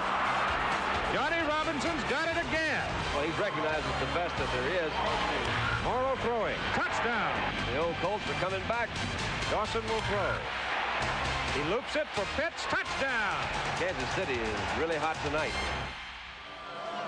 Second Monday night game ever. The last shot of Mike Garrett, now the athletic director of the University of Southern California. So Dawson and Unitas and Hank Stram. Old Memorial Stadium. You had a couple of nice wins there. We had a great win there at Old Memorial Stadium. I think it was one of the great NFL games. It was a divisional playoff, and we played the Colts and went into 2 overtimes. And then we finally beat them in the 6th period. It was a great game. It had everything: offense, defense, kicking, back and forth, weather. Christmas Eve, 1977. Ghost get room, dude. To the post. Chapman. John, you asked for it. You've got it. That goes to the post right here. It's December and you're in shirt sleeves. Well, we should tackle better than that, though. There's the ghost to the post right there. Yep. Dave Casper. And here's the winning touchdown to Casper in the corner. That was one of those deals where we were in field goal range and we just needed a field goal to win the game because the game was tied, and it was either kick the field goal or take a shot first. So we took the shot first, and Dave Casper caught that corner. Rogers throws underneath the Fisher. So it's December. You're in a shirt, short sleeve shirt. By the way, we just want to go back to Atlanta to show you that kid is still there. Remember last week? I mean, fireworks were going off, cannons and everything, and nothing woke him up. Nothing. His parents left, 2 hours before that. They never did come back and get him. He's still there. Classic shot. 2nd and 6. Rogers tonight, only 7 out of 13 through the air for 56 yards, and that's his first carry, 8 yards. The Trader.com post-game show will be coming up next. Highlights and interviews. Well, Michelle had that question about Brett Favre, and I think that the Packers still have to be about Brett Favre. I mean, I think they have to retool. They got to, put some more meat in the shelves and get some better players. But they have to keep. Chapman goes out of bounds here to stop the clock with 31 seconds. Horse trailer. Monday Night Football on ESPN coming to its conclusion. It's been a tremendous performance by the Baltimore Ravens in what has been a very disappointing season. A season with just 4 victories coming into tonight. In 13 chances, they're going to pick up number 5 just a few moments from now. 1 week from tonight, Monday Night Football on ESPN, presented by Telcel, the Patriots and the Jets.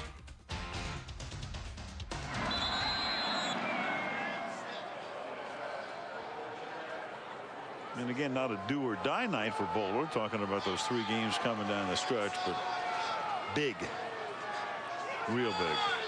And you hate to always take a quarterback. It'd be nice if you could take, some of those defensive linemen that played in there. Dallas Thomas, the way he played, he was all over the place. Ed Reed and his hits. Edwin Mulatalo, take the big old guard. I mean, it would be nice to put some of those guys on. But, you know, if the story is a quarterback and, you know, that's what they need, maybe that's the way we have to go in the trailer. 3rd and 1. And Boulder has it taken away, and it's Thomas who winds up with it after Chad Williams dislodged the football. And with 17 seconds remaining, Baltimore adds 6 more. Is it too late to add a guy? I mean, could we put a Davis Thomas on there? Because he's been all over. I mean, he's been safety, linebacker, rushing from every place. He's a guy that hit Rodgers the first time and caused the fumble. This time he comes in and gets the ball and picks it up for a touchdown. He's been all over. He's been on the run. He's been on the pass. He's been defending. I think that would be a good horse trailer guy too, right here. I mean, it's our horse trailer. We can do what we want with it. Okay, let's do. Is that okay with you? He's got it. Hey, Thanks. 17 seconds. We can throw a couple more guys on before this is done. Stover for the point after. 48 to 3. 48 points, the most for the Ravens in their history. Again, even though they were the Cleveland Browns, in terms of the National Football League, they started in 1996 as the Baltimore Ravens. Mike Sherman. You know, if you listen to enough talk shows and read the papers and stuff, everybody's always talking about a hot seat. We haven't been into hot seats on Monday night through the years, the rumor mill and all this stuff. But Sherman is one of the guys people are talking about. He is signed through the 2007 season. Ted Thompson is the general manager in a role that Mike had filled up until a couple of years ago. I would think, if I had I would think he's back, John. I think this is a bad year, a terrible year. But I think when you take a look at his record and what he's done, you look at it and it's pretty much an aberration when you win in double figures 4 consecutive years and you lose all the people that they've lost this year. I don't know. Yeah, I would think he's back too. I mean, it's tough when you go through a year like this, and it's tough to lose and it's tough to get your guys to play. But you know, Mike Sherman is a good coach. I mean, that's a thing. And if you say, okay, we're going to fire Mike Sherman, where are you going to go to find a better coach than Mike Sherman? I don't know that you're going to. 28-yard line, William Henderson.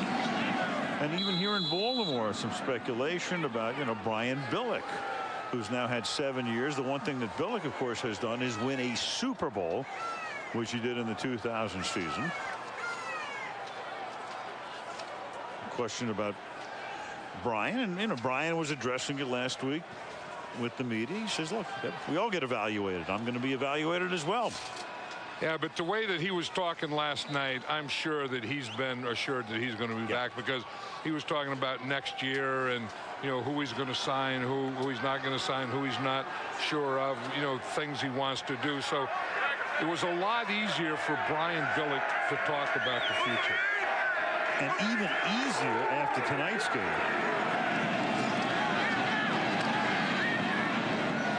Tony Fisher will run out the clock, and that's going to do it. So the Baltimore Ravens turn this one into no contest.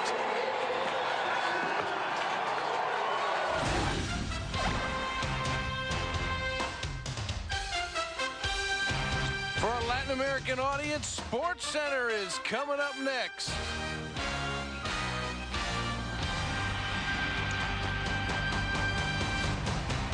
Ravens beat the Packers on Monday Night Football. We'll be back with more in a moment.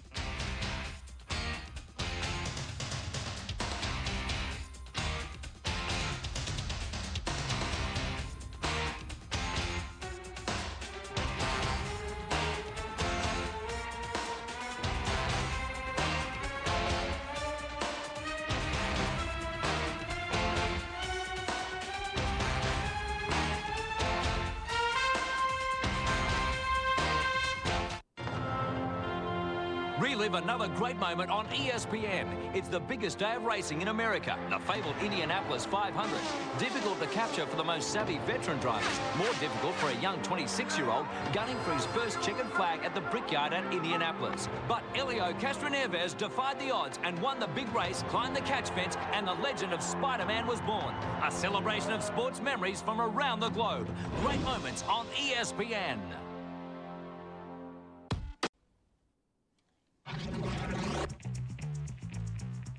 Coming up, the Week 16 edition of Sunday Night Football on ESPN. Don't forget to tune in. The Minnesota Vikings surging in the second half of the season. Just had their 6-game winning streak stop, but still hopes of a shot at the playoffs. They will be in Baltimore to take on the Ravens. And 1 week from tonight, Monday Night Football on ESPN, it is the New England Patriots trying to clinch the AFC East division. They're already in the playoffs, but they want that division title. They are going to be taking on the New York Jets, their AFC East division rivals. Don't miss it. Tom Brady and the Patriots, the two-time defending Super Bowl champions, trying to win their division. Well, the Baltimore Ravens were very impressive this evening with a 48-3 victory over the Packers. We'll show you some highlights when we come back.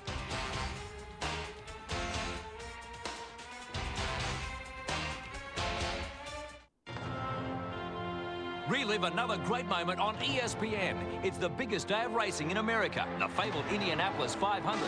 Difficult to capture for the most savvy veteran drivers. More difficult for a young 26-year-old gunning for his first checkered flag at the Brickyard at Indianapolis. But Elio Castroneves defied the odds and won the big race, climbed the catch fence, and the legend of Spider-Man was born. A celebration of sports memories from around the globe. Great moments on ESPN.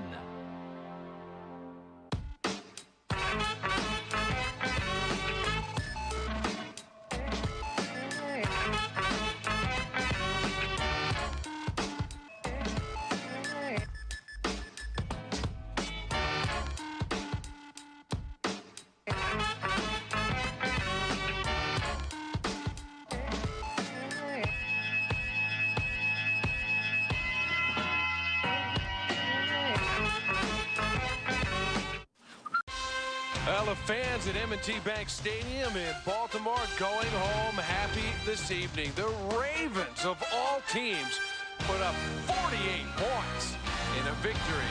A prolific victory over the Green Bay Packers. Let's see how they did it. Let's go back to the first quarter. B.J. Sams takes the punt. Looks like this is going nowhere, but Sams busts out. He ended up going for 49 yards in all. Already into the Packer red zone. Drive would be capped by a Kyle Bowler to Todd Heap 2-yard touchdown pass, putting the Ravens up 7-0. And still in the first quarter, Jamal Lewis from his own 25-yard line. Going to take the delay, beats one man in the backfield, gets a great block on the corner, and is out for 17 yards. On the same drive, Mark Clayton, wide receiver, takes the direct snap and goes around right end. Jamal Lewis, a punishing block on the corner, helping him get in for the 11-yard score. Ravens were up 14-0. Second quarter, Packers had added a field goal. They were looking for more. Brett Favre rolling right. This one's going into double coverage, though. Samari Roll, the easy pick here. Ravens take over at the 4. Little primetime Deion Sanders imitation there. Favre's 23rd interception on the season. This drive would go 16 plays and 96 yards. This is the 13th play of the drive. Bowler finding Derek Mason 27 yards into the red zone. And then 3 plays later, Bowler looking for Randy Himes. Going to have one-on-one coverage out on the side, and Himes, the leaping one-hand catch, put the Ravens up 21-3. Could Kyle Bowler come up with some more? Sure could. Look at this beautiful ball to Todd Heap, their second hookup of the game. Heap now with 6 touchdown receptions on the season. The route was on 34-3. Aaron Rodgers came in relief of Brett Favre. Adalius Thomas, though, comes in, forces the fumble. Ravens take over. Jamal Lewis looking to get the Ravens to the 40-point mark. Blasting forward in the pile, he does. 3rd touchdown on the season for Lewis. Aaron Rodgers, well, welcome to the NFL, Rook. Sacked and forced fumble. How about thrown into triple coverage in the end zone? The heir apparent to Brett Favre certainly had a rough time tonight. He did complete 8 of 15 for 65 yards, but he was picked once.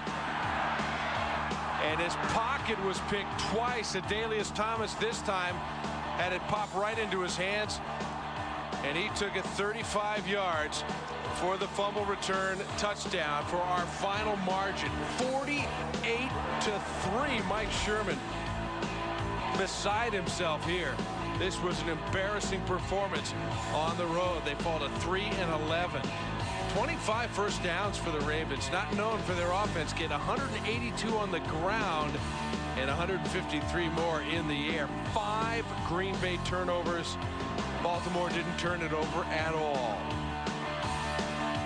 Here's a look at the playoff picture in the AFC. The Colts have clinched home field advantage throughout the AFC playoffs with their 13-1 record. The Broncos in the AFC West have clinched there. The Bengals have clinched the AFC North. The Patriots have clinched the playoff spot, but not the division yet.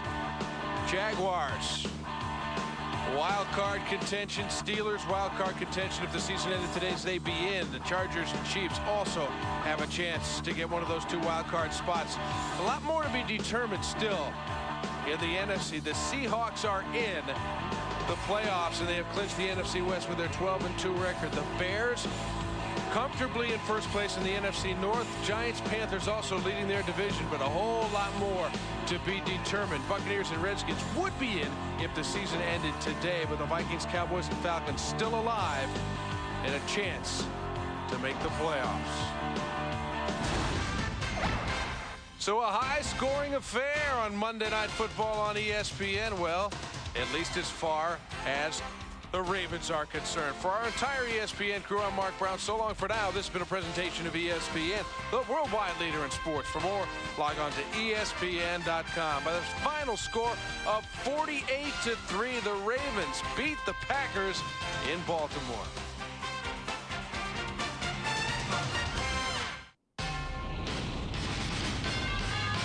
ESPN thanks you for watching this presentation of the National Football League.